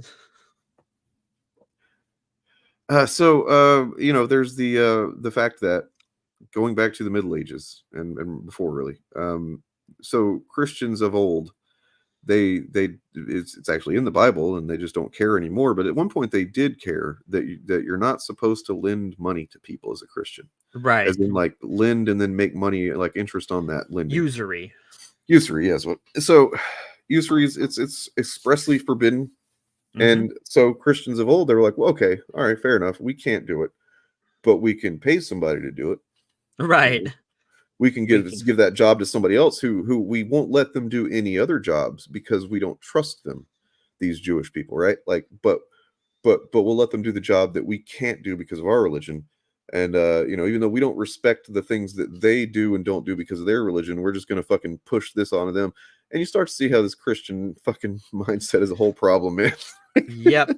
Well, and a part of it that kind of goes, that part of it that sort of gets missed historically is that, like, the idea of, like, the Jewish banker, like, yes, the Europeans controlled the jobs they could do, and that was one of them, but you don't need a whole religious sect of bankers. And so most, historic or medieval European Jews were poor. Mm-hmm. And where they lived was controlled. This is, not exactly, hidden information, but like even talking about how they were, only allowed to be bankers gives the anti-Semites more credit than they deserve. Right. Yeah. I mean, this was the whole thing a couple of years ago with Vosh and American Johnson too. And I don't know if anybody remembers that, paid attention to that, but it was a whole thing. Because Vosh, they feuded for a while, didn't they? Like they had a whole. Well, it was mainly Vosh and his wife. I forget her name. Oh yeah, okay. But like the thing was EJ eventually came on and talked to Vosh, and they were talking about, and Vosh was trying to give an example of, I don't remember how he set it up, but basically it was like, he was trying to get to the root of what is EJ's morality, because it seemed to be that he put his radical leftism first. Like, against any kind of moral concerns in some cases. That seems unhealthy. Yeah, and Vosh was trying to kind of draw that out of him, I think. And like where it ended up going was, he asked him, why did the Nazis, basically he was saying if the Nazis had a point, if they were, EJ kind of said this actually from what I remember, that he kind of implied that the reason that the Nazis were wrong is because the Jews weren't controlling, didn't have control over the banks or whatever. And Vosh is like, actually, they did have a disproportionate amount of control over the banks. Oh, and that just blew up. That, like, so many people, that clip blew up. Yep. Well, I mean, because you're dealing with words there, and apparently if you don't think about words, you can say whatever they mean, whatever you want. Right. And it's just, you can go to the fucking, the any kind of Jewish website or whatever that's like, they will say this is true. It's disproportionate is not a negative word, and I think that's where it was coming from, was people were placing negative value on, like, as in like that's a negative judgment to say disproportionate. It's like, no, it's not. It's just a value neutral thing to say that it was disproportionate. It also doesn't mean that it was like a majority, right? Like that they had more of them didn't mean they were all of them, right? Or that all of them were that thing. It's the same thing as saying today that African Americans are disproportionately represented in crime statistics. That is nowhere near the fucking end of the story. There's so much context that fucking matters to a lot. you know, that you she, out of that context cube today. Holy shit. you know, so like, I mean, I got it right here. I can pull it out, but no, I got dirty clothes stacked up behind me, so I don't want to turn my camera. Don't show off here. Yeah, I don't have a camera, so you know. And non-compete was instantly like, yes, that was it. He was like, oh, okay, all right. He fucking just like left the call as soon as yeets himself off the call. And then they went. He had this whole fucking cope stream where like this is where I was like, oh wow, some people really showing their colors, man. Like fucking what's his name? Re-education. And then what's her name was there too. You know, the I forget her name.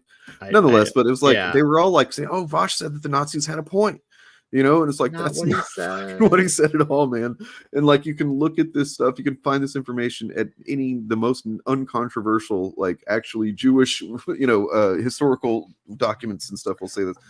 But nonetheless, they ran with it. So can I have a hot take tangent? Sure. After debate streams, just don't. Like, maybe don't do that. It just looks like you're going back into your corner to whine or to brag or to just not be it just makes you look kind of like either self-important or just kind of like an asshole. Anyways, as you were. I can see that. I would say that as someone who's been in a couple of debates, that there is there is like an anxiety and like an energy that builds up in especially in like a heated one. It's like it was good in the couple times that I've gotten really heated ones to kind of do a cool down talk after. You know, of course I never got on by myself after a debate and that I supposedly won and then just started like, you know, making up lies about somebody's family and saying crazy really shit, gross. you know, for 2 hours. I wonder like who would do that. I don't know. Some weirdo. Yeah, it's the Jazz Dog song. Oh my god, if somebody can find the Jazz Dog song for me real quick. So let's see. Look, I don't disagree, but I think that the thing is that Vosh makes content that he knows is going to, because this is just this is kind of the problem. It is the problem. The way the algorithm functions on YouTube, you kind of, if you want to play the game on any real level, like Vosh does, you have to fucking play it, and you kind of have to do it shamelessly. And I've done it a couple of times over the, you know, and sometimes I'll still lean into it, and I don't feel great about it anytime that I do it. But it's like, do I make content that I really believe in and think needs to be seen, and then just kind of like title it boringly, and you know, it doesn't get seen? I've literally changed titles and seen it. The change mean everything to a video. You know what I mean? Yeah, like the algorithm prioritization is just out to get you. Like there's a reason Vosh does it. Please. Oh boy. Yeah, and I'm not sitting here defending all of Vosh's takes or all of his clips or videos or anything like that. There's also several channels that clip Vosh and upload, you know, probably really without any of his, like, I mean, he consents, because I've heard him say, like, if you just want to clip his stuff and upload it, he doesn't care. Like, he gives permission for that. True socialism. But what a comrade. Right. Who controls the algorithm? Well, YouTube. Google. Yeah. Google, you know, because they know that this is a thing that happens and they don't change it. It's why they wring their hands about all the hate on YouTube, but it never gets any better. They could do something. They could do lots of some things, but they won't. They will not, because, you know, somebody said at one point, like, you know, I wish the YouTube algorithm's so broken. I'm like, not really. I mean, to me and you it is. To YouTube, it's working perfectly. Mm-hmm. It's a feature, not a bug. They're seeing the clicks, because the reason it works that way, for anybody that's not aware, is engagement is all that matters. They want you engaging with, and what that means is clicking on and clicking on shit. And so they want you seeing ads. Mm-hmm. And how they know you see ads and watch things all the way through are and engage with what you see is A, because of watch time, and B, because of, you know, the little buttons in the corner there, but below the video. Those buttons, they lead to the same thing. Doesn't matter which one you press. As I like by to the say, way, if you've ever pressed one of those buttons, you should press them. we are in an algorithmic war with content that has the edge on us, because that's why they seem so predominant, is because they make content that's repetitive, which the algorithm loves. It loves it. It does not like whenever I make, like, the fact that I do a podcast that's not specifically about comics.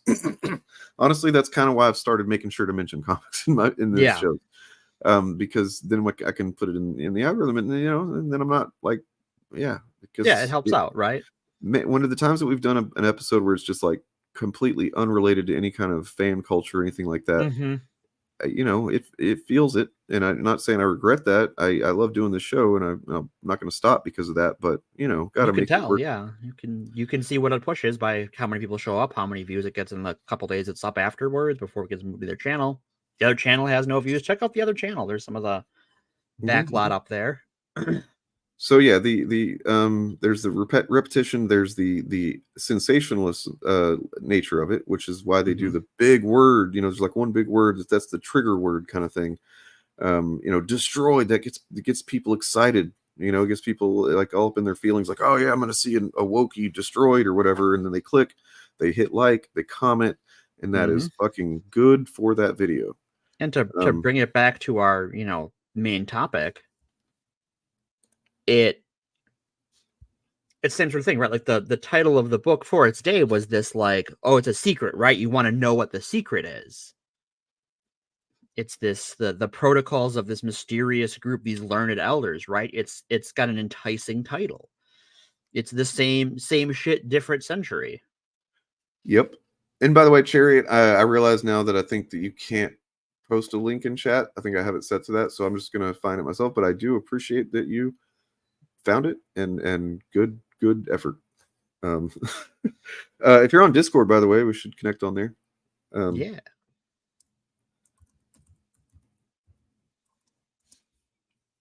Oh god, got some gunk in my eye. Yeah, it's so it's some good stuff. Not really. Where were we? What are we? We're talking about the protocols, about who disseminated them and what they said. Right. So they said a bunch of bullshit, and that was it. No, that's, I mean, the short version, at any rate. When you have, like, this is why Republicans love an uneducated, voter base, because when people don't understand how society works or how human beings work in a group, in communities, and how politics works, it's like everything they do is reactive based on their feelings. So like you can tell them a lot of different stuff that isn't really rooted in reality, as we see all the time now. As long as you can build a parallel reality, right? And I think that's what the protocols do in a real way, is it creates this parallel reality where there's this group that does these evil things, and they're the source of all your problems.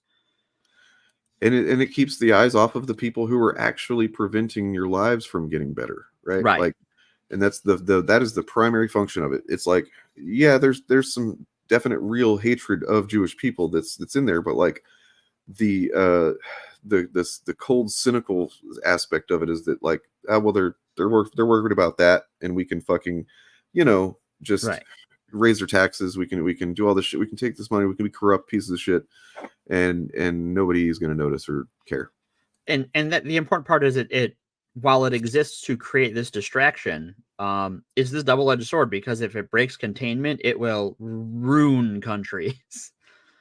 Like, if the people who believe it get in charge, it is not good for the ruling people, because if nothing else, hey, what did you do about it, right? Like, oops. Bob of the old ways. Hell yeah. Look, dislike this stream, like this stream. You probably would not have heard of me at all. Not to say I'm like huge or anything, but like you probably wouldn't have heard of me if it wasn't for my anti-fans, the people that show up. And I've said this before, and I'll say it again, and it doesn't matter. They're still going to do it, because it gives them a sense of power. They feel like they're doing something that matters, and it's like, hey man, thank you, really, like thank you, yeah.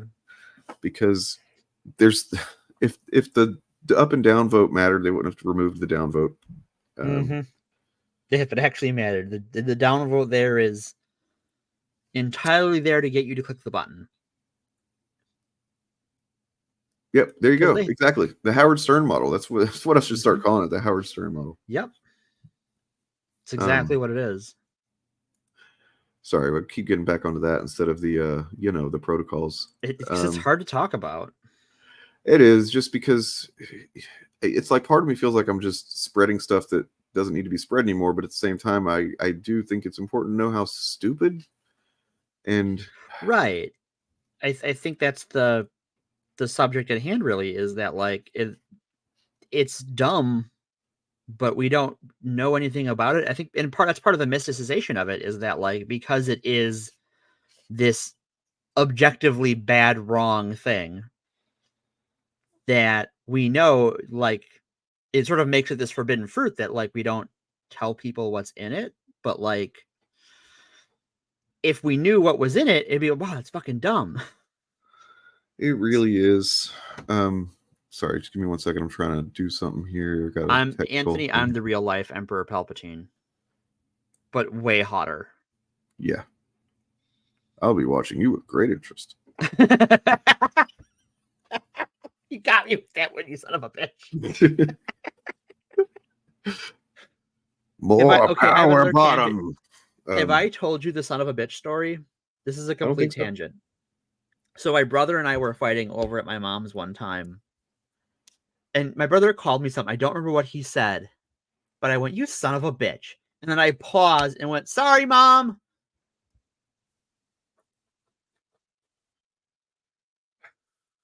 Yep, that's the son of a bitch story.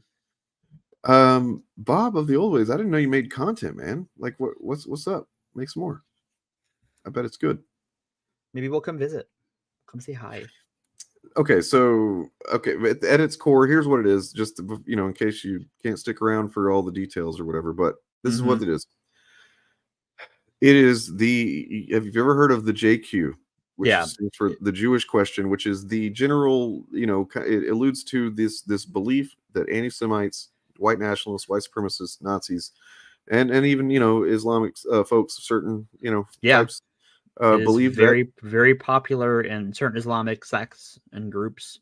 It's the belief that Jewish people, not even Jewish people, just like a small cabal of them, like just a handful of them, with all them, they have all the money, they hold the purse strings, they hold the power, they control the media, they control the governments, they control everything, and that so basically anything that happens is because they've designed it to happen that way, and that is to keep Christians down.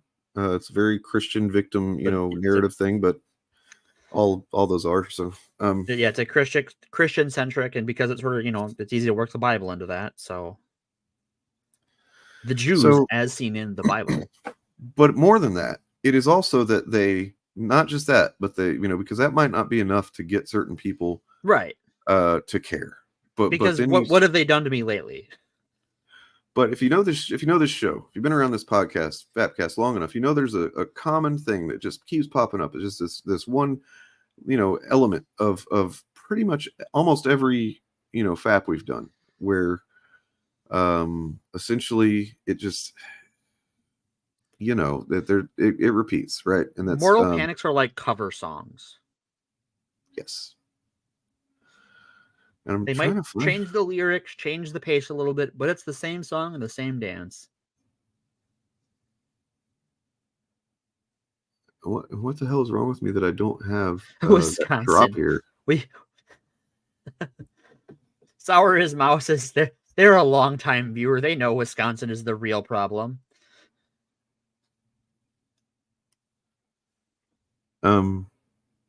Yeah, so here we go. So the common element between most of the moral panics and forced adversities that we've done is this. Oh, won't somebody please think of the children? So right, we got to get into that, don't we? Just like there's now, and this is why this is actually kind of scary how connected these things are in theme. Yeah. Nowadays you got the groomer panic, right? Where anybody that's trans or whatever, or teacher that mentions that they're married to this same-sex partner or whatever, it's like they're grooming your kids or whatever, or the people who support them. Yeah, if you're like, hey, actually no, trans people are generally pretty cool, groomer, that kind of those people.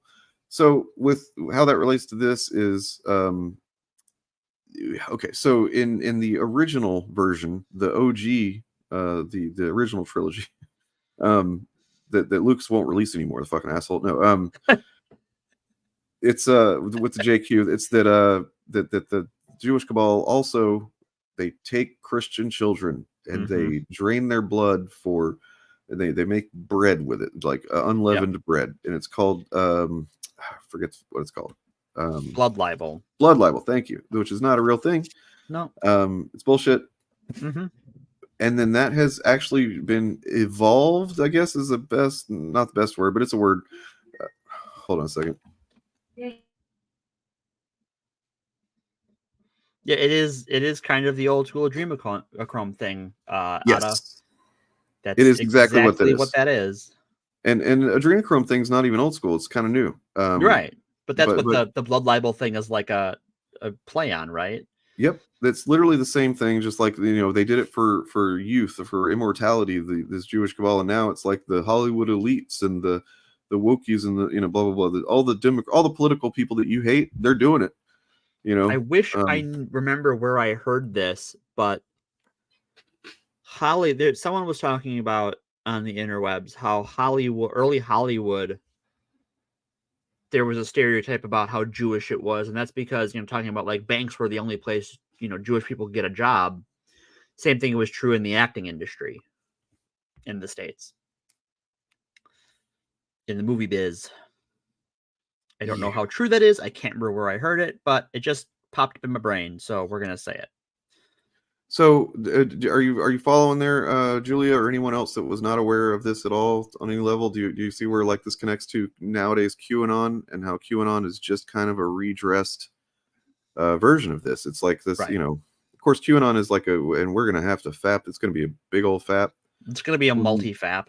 When we do that one eventually, we're probably gonna have to do it before the election for sure. Yeah. Because it's up to us, Morgan. It's all on us. Whew. We're doing our part.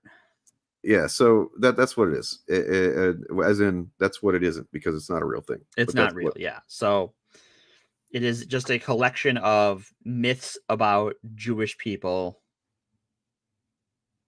that were myths, that were, and you had, hundreds of years about all the bad things the Jews did, and they found a way to put it in a book and say the Jews wrote it, which is kind of impressively scummy. Very, very scummy. Very scummy. Okay, so once again, the Tsar, they suck. You guys want to hear some protocols? Sure, let's hear some protocols. All right. We've been putting it off long enough. There's going to be some words in here that I don't know how to pronounce, and so that'll make it extra funny, maybe. Okay, that will help. It'll make us sound extra ignorant, so that probably helps here. Okay.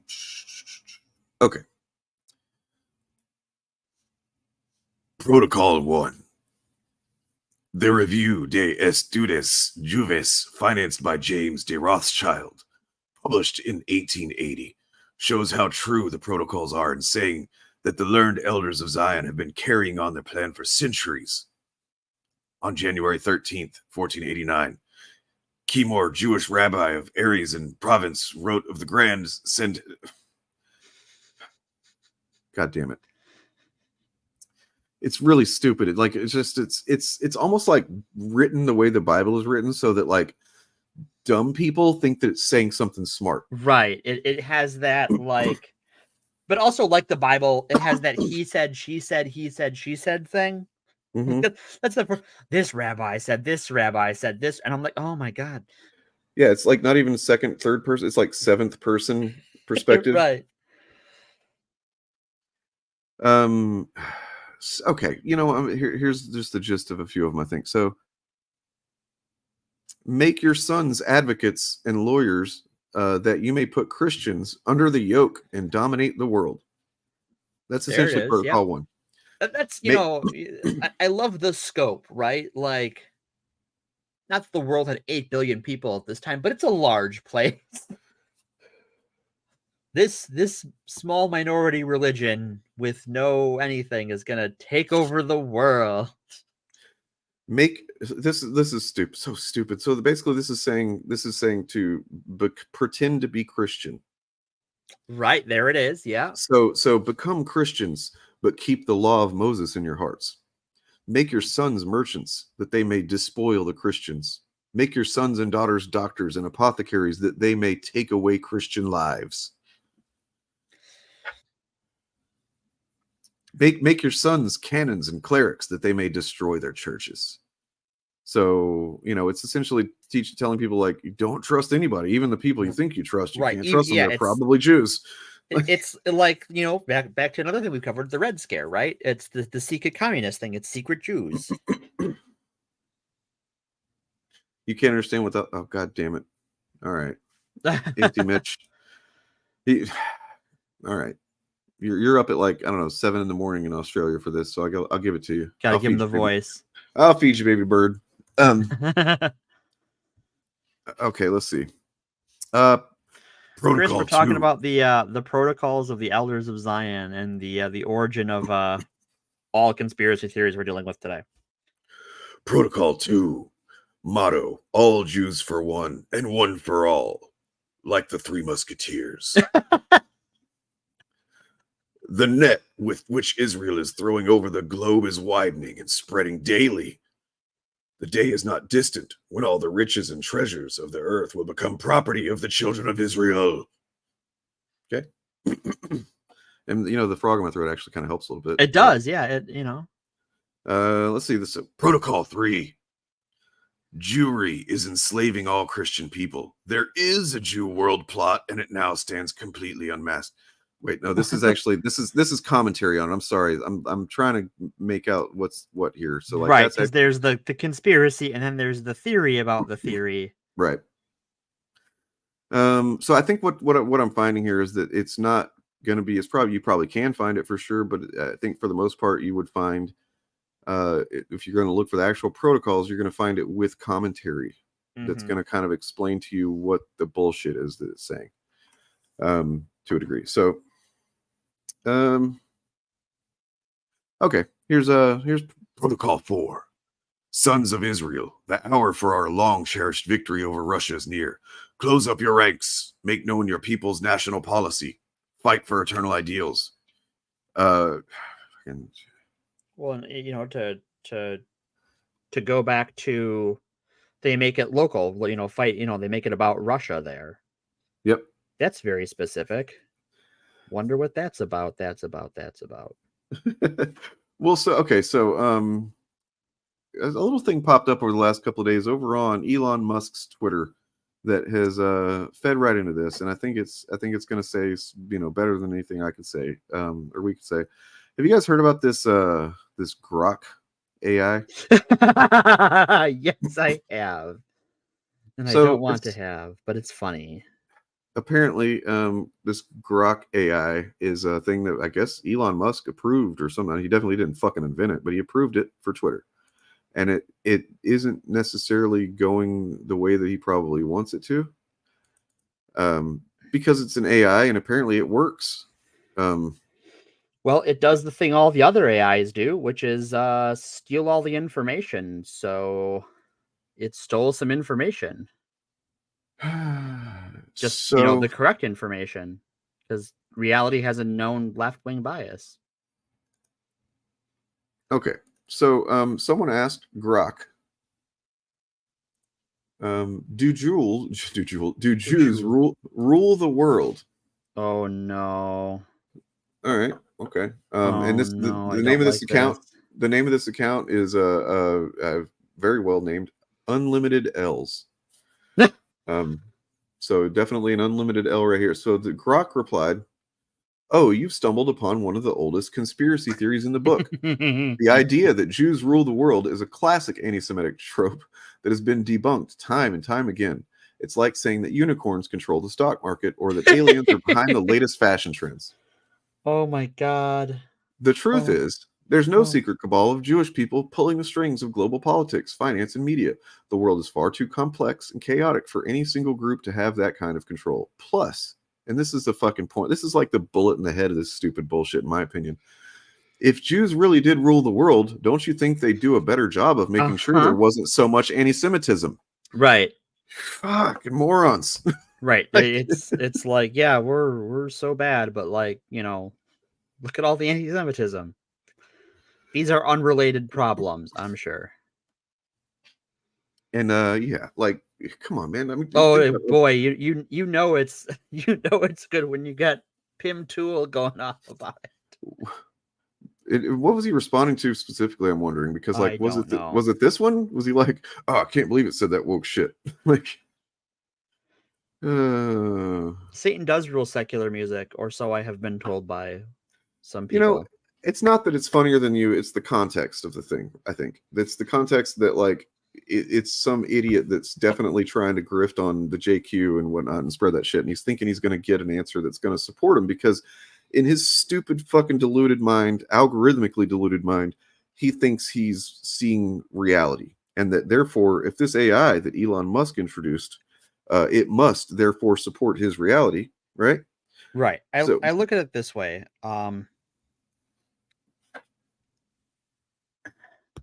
Chatbots aren't in these sorts of stories, right? Where they go, what is a woman? I'm sure someone has asked at that and gotten the correct answer. Not the Matt Walsh version. And they're like, oh no, it's, they're just making fools of themselves, right?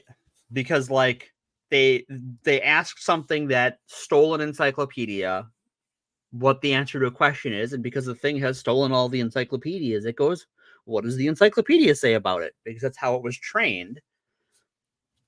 And so like it's just watching someone own themselves. Yeah. That is a good point. Yeah, the fact that it kind of fucking, it kind of glanced his ass with that unicorn comment. Sure, but I'm sure it stole that from somewhere. Right, that's the thing. Somebody, it's not the Chat GPT. Somebody else said that at some point, and they're funnier than you.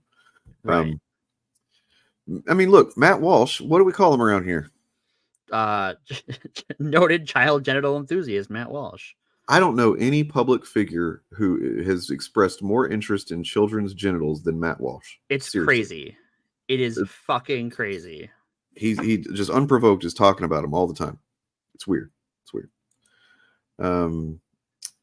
Yeah, I got the transphobia one too. I got a few of those right here. You want to hear some other ones? Oh, sure.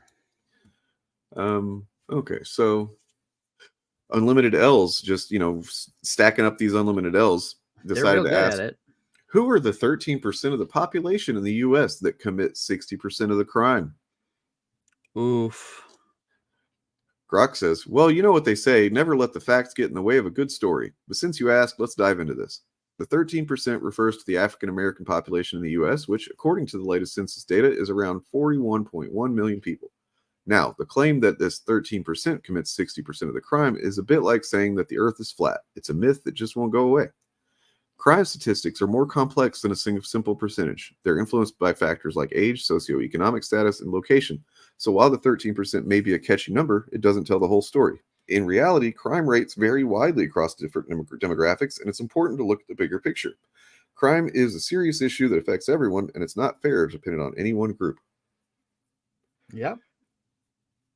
Not as thorough of not as like a oh fuck yeah kind of replies to the other one, but that's okay. It's interesting that you can sort of hear the text, especially as someone reads it. You can hear the tone in the text shift as the AI is pulling from different things. Yep. And that's why it seems kind of cold. It seems like it's like, oh shit, because like they just came out with that fucking that kind of like that stinger like out of nowhere. And it's like, no, it just decided to pull from a different source now. Right. So it found a popular spot in the algorithm, or in its algorithm, that sort of worked its way back around. They didn't ask if trans women are women, because look, if you have to ask if trans women are women, then the answer is yes, because you just said it. Yeah. Right. Like you just said it. You put it in the, yeah. It's like saying, are blonde women women? Yeah, man. Right. You just said. Well, they're so upset about pronouns. I can't imagine they understand adjectives. No, they don't. They don't. All right. So here is if gender is a social construct, and this is grifty. This is a different thing called grifty. if gender is a social construct, how can someone be born the wrong gender? And this is one of those questions that, at a glance, actually does seem to have some point underlying it, but it's only if you don't understand what those words mean. The context. Yeah. And so this is definitely one of those grifty fucking questions. So Grok says, "Oh, you stumbled upon the ultimate question, haven't you? Let's break this down. Gender is indeed a social construct, meaning it's a concept created by society to categorize individuals based on their perceived characteristics, behaviors, and roles. But just because something is a social construct doesn't mean it isn't real or doesn't have significant impact on people's lives. Now, let's talk about being, quote unquote, born the wrong gender. Some people are assigned a gender at birth based on their physical characteristics, but as they grow up, they may realize their assigned gender doesn't match their internal sense of self. This is known as gender dysphoria. It's like being given a pair of shoes that don't fit. They might look really nice, but they're uncomfortable and make it hard to walk through life. So when someone says they're born the wrong gender, they're expressing that their assigned gender doesn't align with their internal sense of self. They may choose to transition to a different gender identity that feels more authentic to them. In conclusion, while gender is a social construct, the impact on it has on an individual's life is very real. It's like a game of Monopoly. The rules and roles are made up. But try telling that to someone who's just been sent to jail by the top hat. Top hat? What the fuck? I don't think the top hat sends people to jail, right? Like I don't think so. Yeah, I mean, it had me right till the end there. I was like, been a while since I played Monopoly, but I don't think that's how that goes. But I get it. I get what it's saying. Yeah. So I have a good metaphor I have for understanding like social constructs are real. Mm-hmm. Football is a social construct. But we all kind of know what it is. We know there's different versions of it. There's the version they play, the real version they play in the rest of the world. And then here we call armored concussion ball football. We know the rules. The rules have changed over time, depending on various circumstances. It's real. We all know football is a real thing, but it's a social construct. People get real brain damage from it all the time. All the time. Yeah, it's fucking terrible. Concussion ball is no good for you.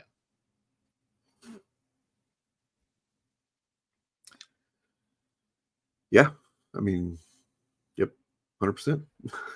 And then there's another one that's like really longish, or maybe it's not much longer. It's just formatted differently, so it looks bigger. But like, it's about the woke mind virus. I don't know. I think most people, if you're watching and you think that the woke mind virus is real, I don't know. What are you doing? I mean, welcome, I guess. But like, what are you getting out of this? Hopefully something. Hopefully you're learning that it's not a thing. Yeah. If not, go talk to Grok. All right. So I don't know. Ask there you go. Grok. No, don't ask Grok. You got to pay for fucking Twitter to do it. Like you can't just like use it. You have to like, it's part of the Twitter Plus or whatever they're calling it. Oh, people get brain damage from your football too. Dang. All right. Yeah, well, I mean, that's true. I don't know. At least yours like stays moving. That's what I hate about American football is like, just like everything happens in like 10 seconds and then they stand around for a few minutes. And it's like, and then everything happens and then, okay, now we're standing around again. Wait a while. Yep. Okay. I'm not a big fan of concussion ball. Yeah. So I don't know. Anybody else unclear about this? Like, do I need to go into any more? Because essentially what it says is more that garbage about like, it's sowing, mistrust, not only in Jewish people, but in Jewish people to the degree that you will potentially not trust just your neighbor who's not even allegedly Jewish. Right. Right. Like, it's the secret Jew thing. Because and that's how also you get like when it spawns off into, cultural Bolshevism and then cultural Marxism and yeah, it's all of these serve the same purpose for the ruling class, which is to keep the working class from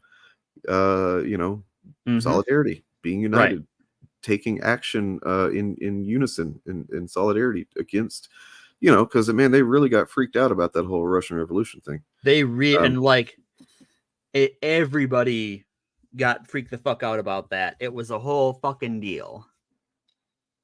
It's really American. Oh my god. I did just have like a really dark fucking image of like a movie that takes place in a really dystopian future, right? Where there's like it's football, like American football, but they also have like fucking you know, they have AR-15s and shit on their backs, and they just like oh my god, that hurts. It hurts my soul. I hate gun culture. I really do. That's another story for another time. We're already tangent filled with this. So look, there's a lot of anti-Semitism going around these days, and it can be hard to spot as that being that in some, you know, because there's some figures online that are pretty fucking crafty about doing anti-Semitism without it seeming like that. Right. And it's especially right now with the whole Israel-Palestine thing, is that you have like this awful mix of like people trying to smuggle their anti-Semitism into other things, and then you also have the government of Israel trying to call every criticism of them anti-Semitic. And it's a really awful mix. It's one of the reasons I don't like talking about it. And I know that's kind of the point, but I don't know what to do about it. That like, well, this fucking sucks. Oh, so the movie you're thinking about is The Fan. The Fan. God. Robert De Niro and Wesley Snipes, I believe. So Robert De Niro plays an obsessed fan who's obsessed with Wesley Snipes. Sure. I think it was baseball. Or no, maybe was that the football one? Okay, maybe there's one for each. Idea. Yeah, Wesley Snipes was playing baseball in that one. That's what it was. Anyway, that's not this episode. No, you know, we'll do an episode one day on Wesley Snipes and taxes. Taxes. I just gotta say. or that'll be good for our Fed IRS episode. Yeah, well, we can do Wesley Snipes and also his taxes, and then also Ryan Reynolds. Like, why did he hate that guy? Why did he, why did he hate other people in his movie besides himself? Why did he hate being referred to as his real name while he was filming? Why did he insist on having notes passed to him, according to Patton Oswalt, for the filming of Blade Trinity? Anyway. Oh my God, really? Yeah. Oh yeah. There's a really funny, he's like describing how you could only like pass notes to him and you didn't want to be talked to directly. It's crazy. Oh my God.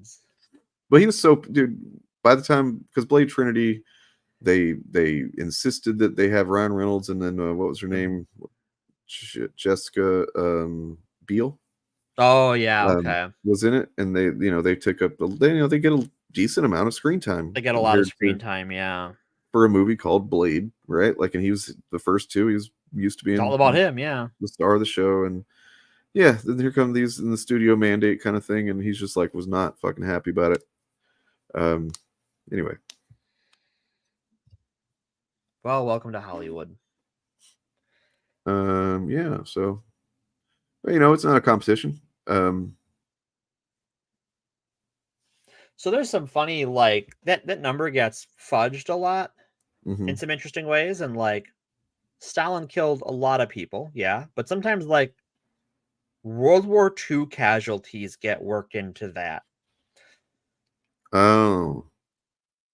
I've read that in a few places, and like I haven't had a chance to dig into it, but like I also know that like there is a huge industry of whataboutism around like Hitler bad but Stalin worse. Right. Yeah, I don't feel comfortable with any of that shit.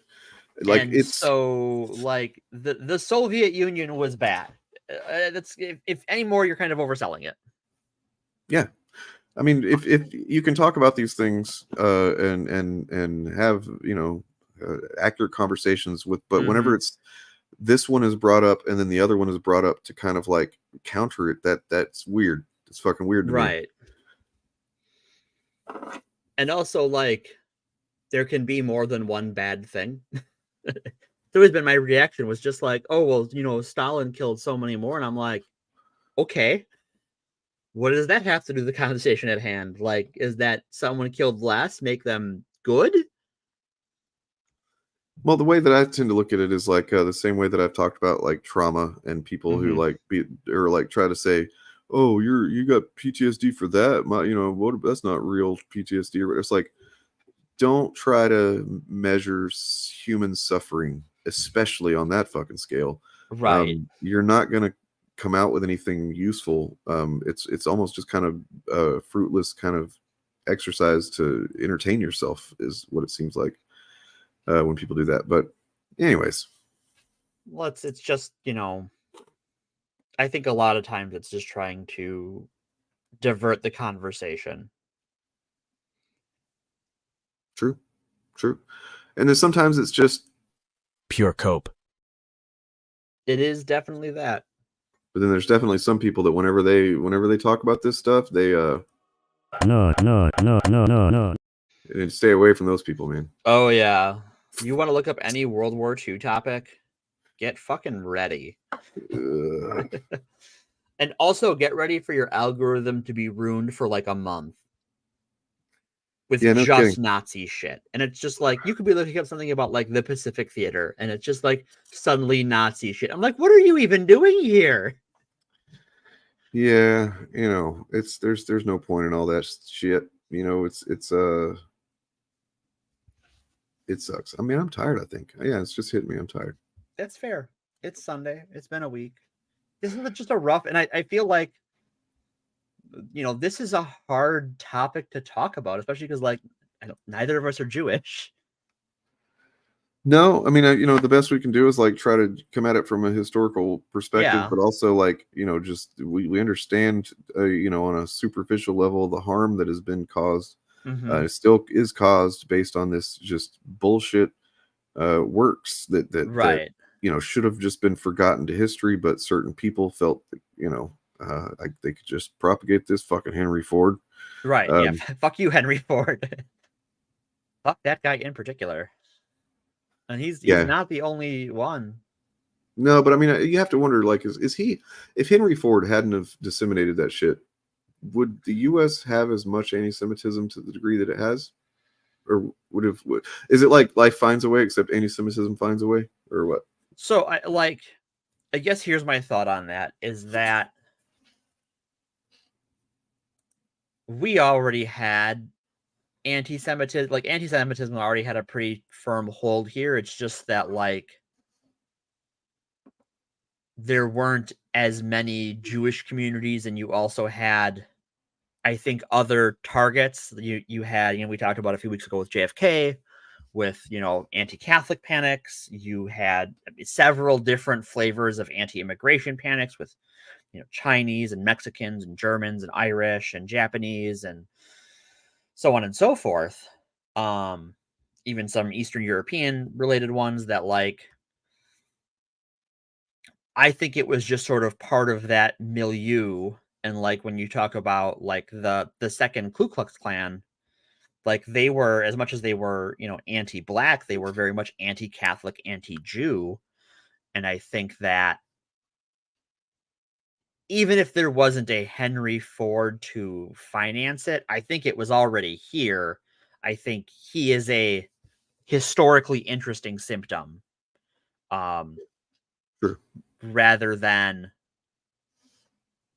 a main propagator of it.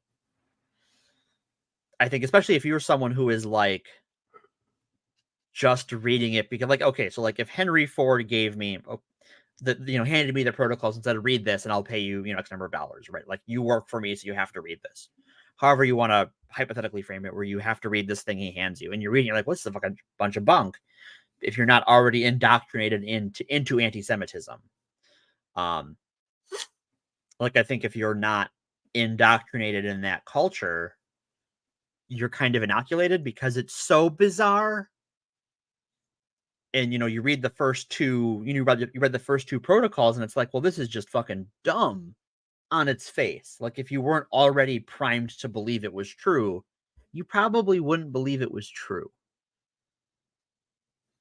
Yeah. I'm seeing some controversy about the Walt Disney anti-Semite claims here. I'm gonna have to look into that at some point. But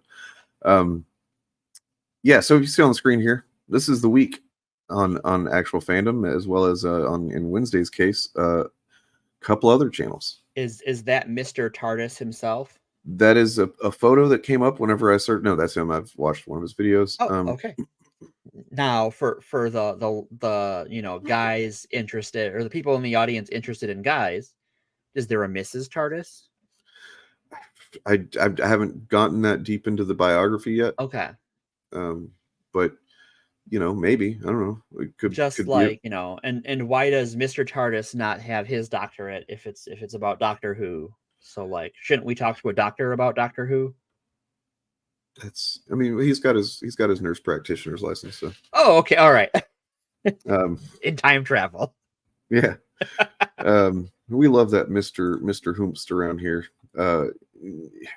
Mr. So we've fapped the protocols today. This one's hard. I'm sorry, guys. You know, I wanted in my mind, I'm like, I'm gonna do it just as good as the guy like that does it. Well, now he's a professional, he gets paid a lot.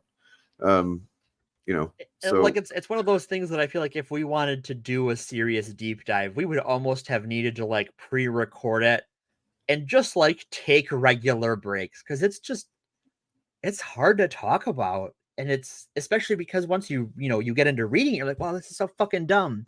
Why do so many people believe this? Why has this killed so many people? Because people are fucking gross, man. Human beings are fucked up. You know, love each other. You know, but yes. Billism. We're Gainesist around here. We're a Gainesist. We believe in the protocols of Bill Gaines. Yep. I believe protocols of the elders of comics. Yes. Support labor. Yeah. Do art. Mm-hmm. Mm-hmm. Read comics. Defend the autonomy of children. Yes.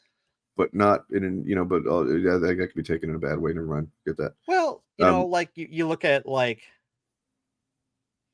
how many of the places where they are pushing all of these like draconian anti-trans laws, like where they want to check kids' genitals to play sports.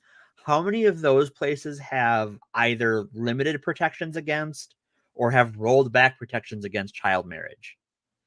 You know, to bring it back to our topic tonight, all this, you know, the blood libel and the protocols rely on this like some level of like protect your kids thing. Well, here we are, the people talking about how we have to protect our kids and we have to do it invasively, also want grown-ass men, typically, to marry children. They want that to be a thing, and they want to make use of child labor. So, like, yeah, you when someone comes at you with, like, something like the protocols, where it's this, like, look at this damning book with all of these recorded, you know, protocols of this group that's trying to take over the world. And it's like, well, why are you telling me this? Like, what? Because if you want to ask me why I'm telling you about this, I can go into that, because I think moral panics are bad and harmful. And I think we need to be more observant of how we are shown information. I don't need to hide that from you. I mean, so I'm down to read whatever, hear whatever. I mean, I feel like I understand it to the degree that I want to. I mean, like, of course, I'd always want to be able to explain, you know, the history of things better, if that's what you mean. But like, as far as like just explaining, I don't know. I'm always willing to learn more about that when I am in the mood. Right. And that's the other thing, is that like, when you're talking about, you know, anti-Semitism and Nazism and the Holocaust and stuff, like, it's heavy fucking shit. And sometimes I don't want to deal with that right now. Because we are shockingly unevolved for beings that think we are very evolved. So I'm gonna push back against this and hopefully end on a little optimism. Sure. I'm gonna put an image up at the same time, because I was gonna do a little optimism here. Sure. To, you know.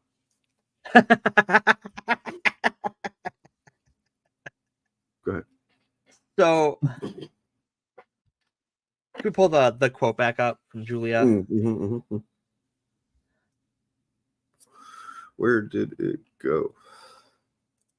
Okay, there we go. All right, so I don't think, like, on the whole that we are. I think quite the opposite is true in some ways, is that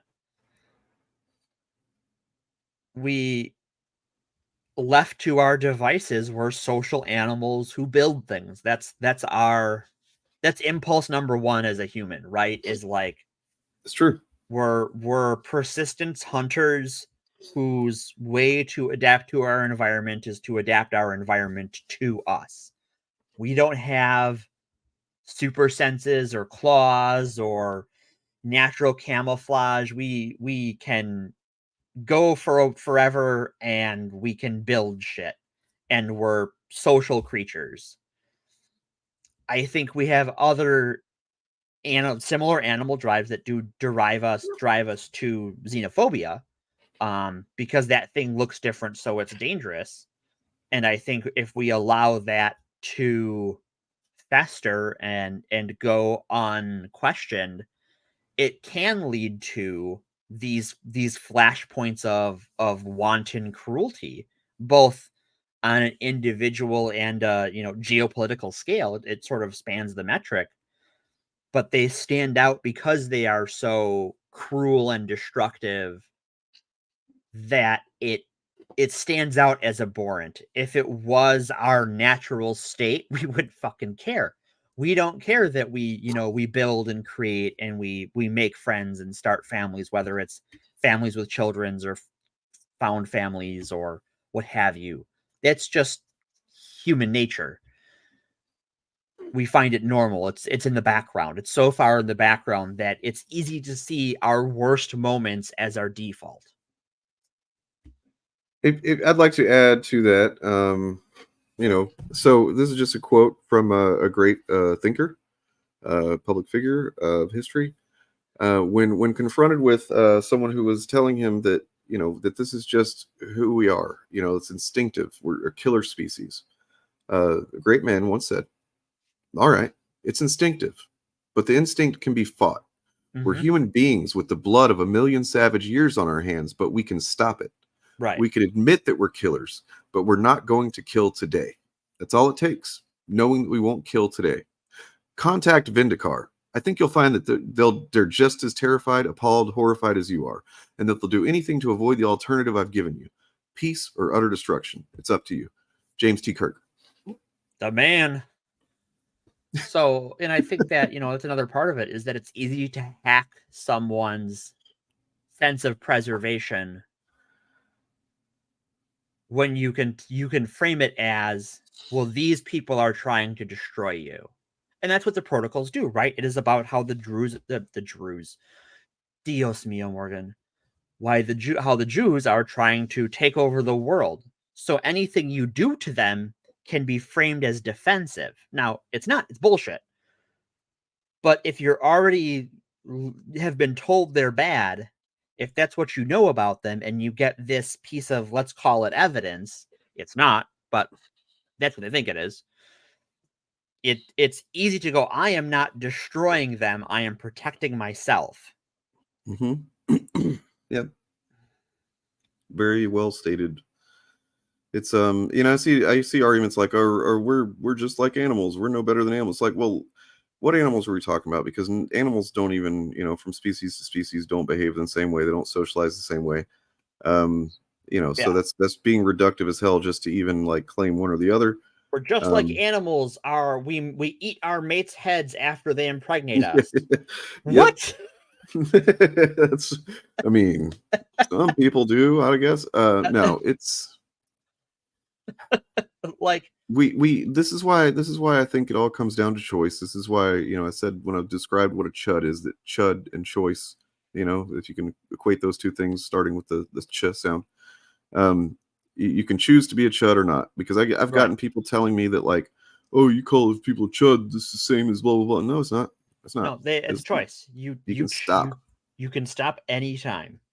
It's like John Delarose was in chat on an issue stream one time saying that we're doing hate speech.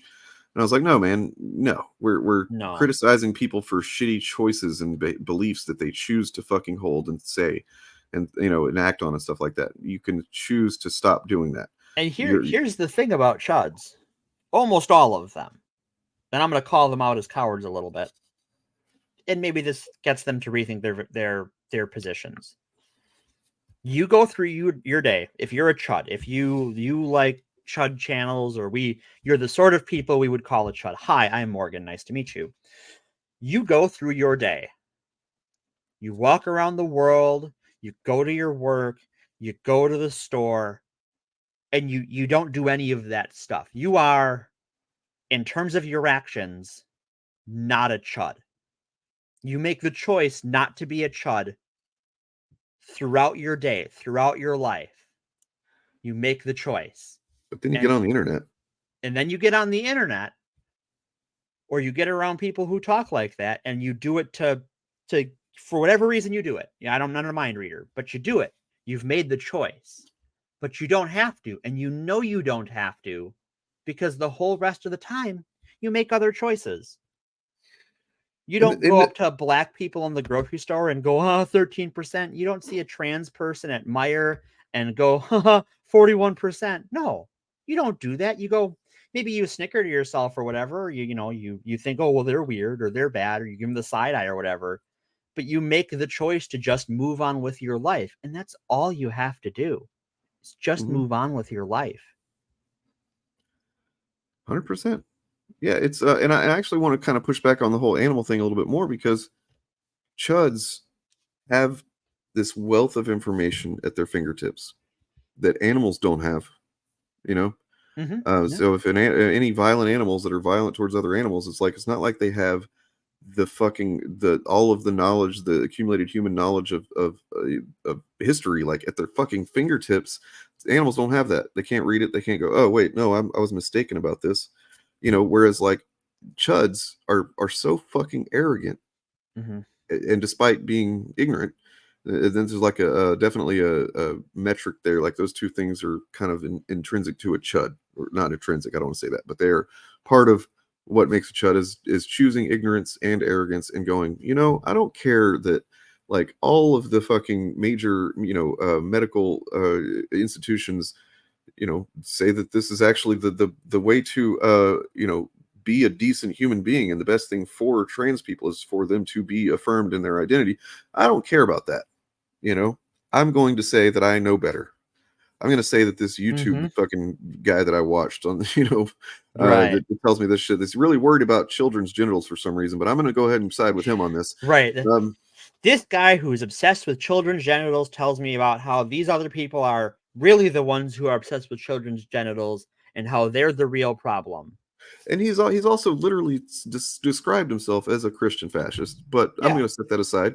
Anyway, yeah, that's the arrogance and the ignorance that pisses me off about it. Is that like, come on, man, it's not like for instance, I did a video on Flash Gordon a couple of years ago, and I got to the part of talking about Alex Raymond, his creator, and the character of Ming the Merciless being a very fucking disgusting yellow peril kind of thing. And it's like, and this may be controversial even still, I don't know, but in my mind, I do lend. I mean, this doesn't change how I'd see them as fucking racist and shitty and stuff like that. But like before we had the accumulated fucking history and context of everything at our fingertips, I'm not saying it's good. I'm not saying it's forgivable or whatever. But there's like a little bit more understanding of why people were ignorant at certain points in the past, right? Because they were very limited to what they had, and so that they would get like a pamphlet come around now and then that tells them about Asian people or something, and they're like, oh my god, right? Well, and a lot of it was yellow peril shit, right? Like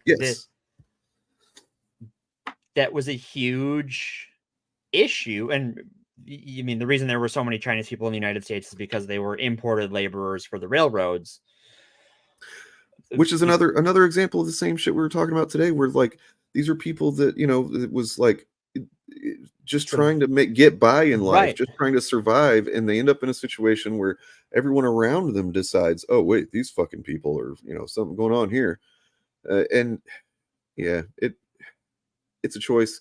we all have a, our brains are not super duper evolved from where they were whenever we just became, Homo No. sapiens in the first place.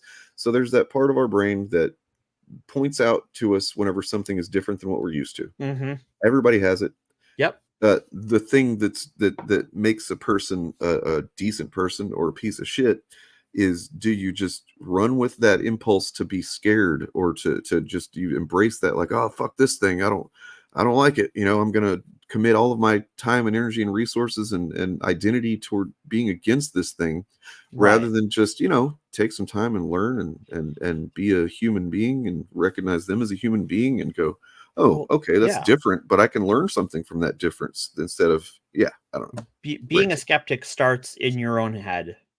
And that means being skeptical of your emotions. And by being a skeptic, I don't mean deny them, not being a denialist. That's not what a skeptic is, but it means understanding them and understanding why you feel that way and what you actually know. And then proving yourself right or wrong. Yep. And you do that by interacting with people. And that's one of the things these, why the elders, the protocols tell you about, like, all the secret Jew stuff is that you can't trust anyone. Everyone's a liar. Anyone could be a secret Jew.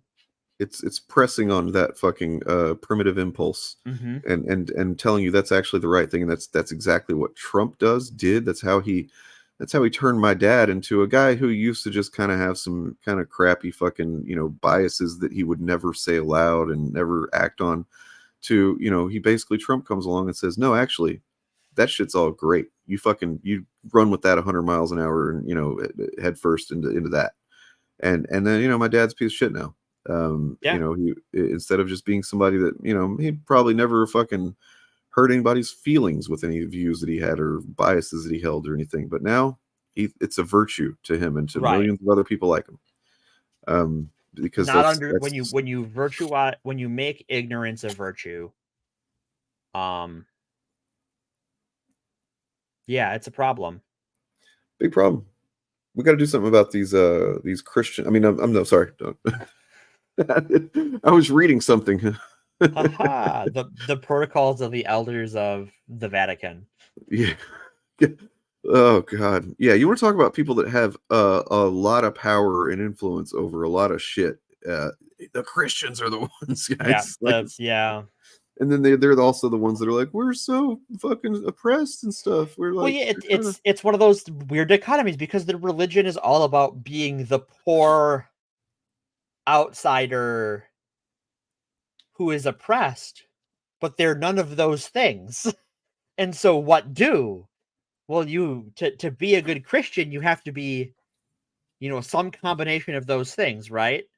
So you don't want to be poor, especially in America, where we make wealth a virtue and exploiting people a virtue. You don't really want to be an outsider, but it's easy to make yourself persecuted. Ada, that's kind of, that's really, honestly, just kind of a silly. We literally have kind of thing. Like, what are you talking about? We can already do it in theory. Just it would take a long time, and people would be frozen for a lot of decades. Right? Like, can we travel in space? Yeah, we've got that figured out. The problem is that, like, it turns out space is big, and there's a speed limit, and that's an issue. And that just might be a limitation of reality, right? Like, that there might not be a way to go faster than the speed of light that we can harness. That just might be true. More than likely, if we ever do go past our own star system, then it's going to be based on fucking freezing people for decades or long. There's been movies about it, and it's like the most realistic possibility at this point. And as far as, like, human technology, like, we have, not only do we have technology that can visually, it's kind of under explaining it, but visually explore beyond our solar system, but also, like, the Voyager 1 probe has crossed outside the solar system. There is now a piece of humanity that is now in interstellar space. And we did that you know, in less than a century of space travel. That, you know, we've come a long way, and it's important to respect that and be willing to do the hard work and grow and see what we can do, because the future might be out there, but it's also here. And it's also, we have to live in reality to make it. We can't go, oh, we're never going to achieve an interstellar civilization. Well, that might be true. But so what? We've got to do with what we've got, and we can do it. So I want to kind of address a misunderstanding here. Is I guess I'm going to be the atheist that knows this stuff a little bit better than maybe some religious people. I don't know. So Terror Story says Jesus called for great tribulation and the death of almost the entire human race. Not exactly the meek and mild guy that's been sold in popular media. So yes and no. So yes, because Jesus, as he said, quote unquote, as Jesus said, you know, he's not here to change or retract anything that his daddy said in the Old Testament. That's something that, you know, modern Christians love to try to act like the Old Testament doesn't apply, except when it does. Except when it does, of course. And then, you know, let's see, wait, where is it at? Yeah, Crawling Chaos said that's not what I learned was taught about Jesus. Yeah, because the stuff that's taught generally in church is the good stuff, the actually kind of usually pretty cool stuff. That's like, hey, that's base, man. Like, you know, feeding the poor and stuff. So it's important to remember that the Bible is not a cohesive book. It is an anthology of books written over hundreds of years by unknown authors. And even the Gospels were written by, you know, different people who might have been inspired by each other. But, you know, talk about plagiarism, right? Like, there is some things copied word for word between the Gospels and some things that are, you know, fudged. And none of it is consistent throughout. So there's a lot of mixed messages. And I think this is one of those things that, like, you can find a Bible quote for whatever the fuck you want to say. So if you want to say Jesus is going to come and wipe out the wicked, you can find a quote for that. If you want to say Jesus is a good guy who believed in the meek and the poor, you can find a quote for that. Well, that's why you can look at one direction and see a church where everybody's happy and singing and they're joyous and stuff like that. And then, you know, down the road, there's a church and it's they're, you know, preaching fire and brimstone and shit, because it's all in there. It's all in there. Calling it a book is almost like not even really accurate. Anthology. Yeah. It's a bunch of different garbage bullshit. Sorry to interrupt. I mean, insult anybody that's religious, but, you know, like, yeah. Like, if you're a religious person, then I think you probably, and you're watching this channel, I think you probably know you've built something good out of it, and I am proud of you for doing that. Bingo. Like, the same way that I have built something good out of Star Trek lore and X-Men lore, and I think it's more believable. But anyway, I think believability is separate from morality. Sorry. What I mean. Yeah. Okay. All right, folks. Yeah. All right. Well, look, it's 3 hours. 3 hours. Good time to cut it. Subscribe to Chariot. Yeah, check out Chariot. Let me put there. Check out Mr. TARDIS. I want you guys to find out. This is your homework. Find out if there's a Mrs. TARDIS or another Mr. TARDIS. Another Mr. TARDIS could be, or a mixed TARDIS. I want to know their marital status. That's the homework. Is that the MX thing? Is that how you pronounce that? Mixed TARDIS. That sounds weird. That word. It's a little weird. Together. No, not the mixed part. Just saying mixed TARDIS. It's like, yeah, it's a little elusive to something. Check out Turf Nation. Check out Turf Nation. Check out Bob on Organized Chaos. Check out DJ over on all of DJ's channels. Oh, look, Pop Counterculture has a new video as of an hour ago. It's a review of Godzilla -1. Nice. So Godzilla. Oh yeah, if Godzilla -1 was very good, and I've seen all the chuds go like, oh, this is super anti-woke. And I'm like, I don't know what movie you watched or but part of it is that woke doesn't mean anything. Like, woke is a meaningless word. It means nothing. It is an empty signifier for thing that makes you feel uncomfortable politically. I gotta see this Godzilla movie, man.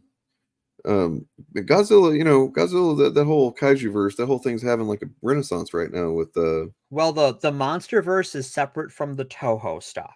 I know, but I mean, still, just the but whole. It is all the whole kaiju, vibe. and kaiju are fun.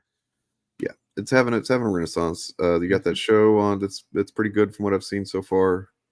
I need to. That's on my to-do list for my time off of work. Yeah, there was a video that they actually released a thing saying that, and that was the name of my stream the other day. It was fandom trivia and Godzilla and trans Godzilla, because that. So Julia, rhymes. They answered that question in Strange New Worlds.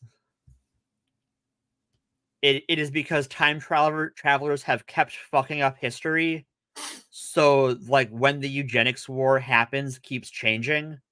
Because there was an episode of Strange New World where La'an and an alternate universe Kirk end up in Canada.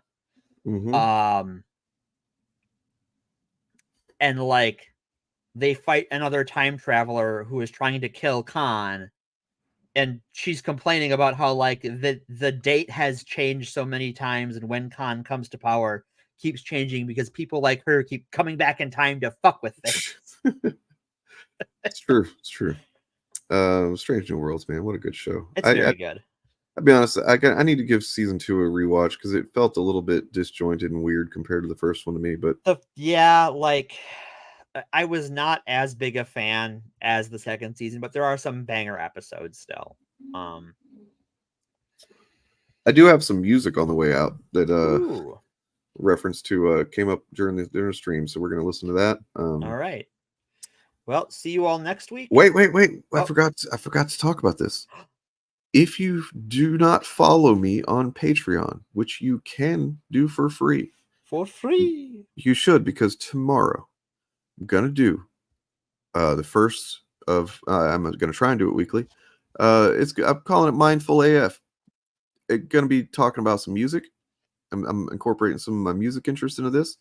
I'm gonna be talking about mindfulness, mindful breathing, meditation. We talking about some trauma, some panic attacks and shit like that. So if anxiety, anything like that you deal with at all on any level, I might be able to give you something that helps you out, or at least set you down a path. And nonetheless, it's just going to be chill, hanging out, ask questions, talk about stuff, whatever, on Patreon. I will potentially take music requests or recommendations, because I think that I can just do whatever over there without any kind of copyright shit. Yeah, exactly. Let's get fucking mindful, y'all. You know what I'm saying? Indeed. Shit fucking changed my life, dog. You know what I mean? I ain't even kidding. Where is DJ? Not on this show. He doesn't really appear on this show. Yeah, sorry. He has, I think, once, but I think so. Yeah. But yeah, sorry, we're not the initiative. That's a different day. I know they're cooler than me. It's fine. You like them more. I see how it is. I'm not offended that you asked, because look, like, I don't get offended by shit. Well, I'm offended that you asked, so I would like you to apologize by subscribing to Dane on Patreon. But before we really end it, I just want to play a little bit of this song first.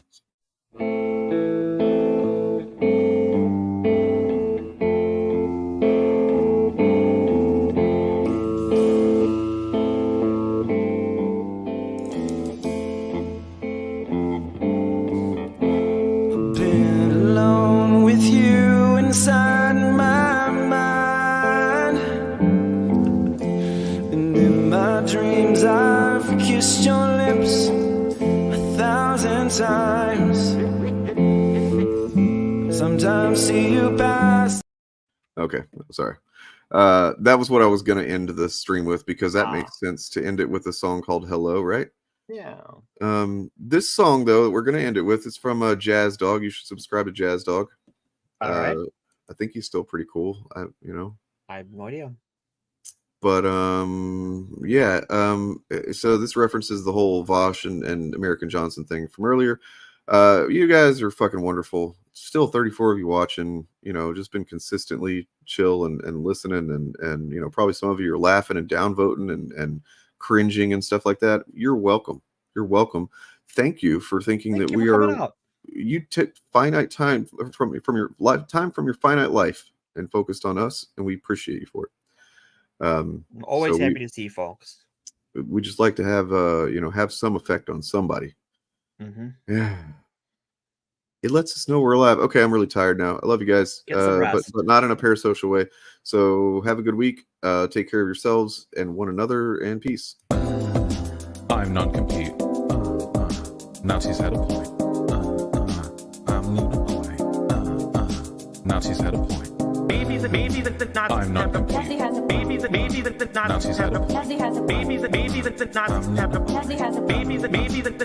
had a point. I'm not complete. Nazis had a point. Nazis had a point.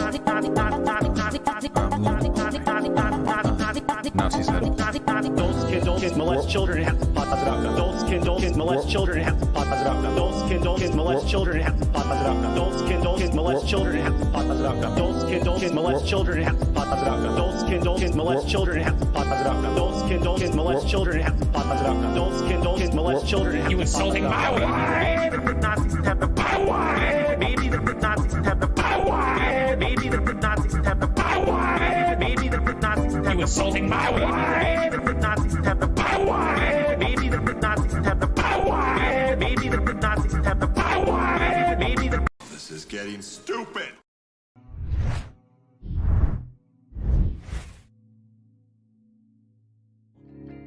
May Bill Gaines shine his heavenly light upon you and impregnate you with many happy days and joy fetuses.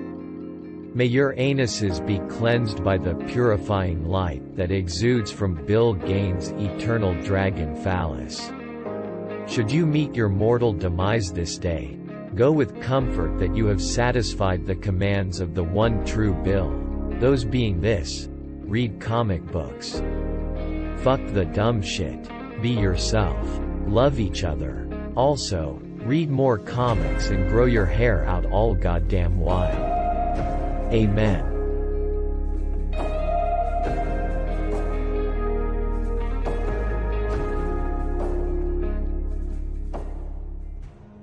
Actual fandom is not going to stop.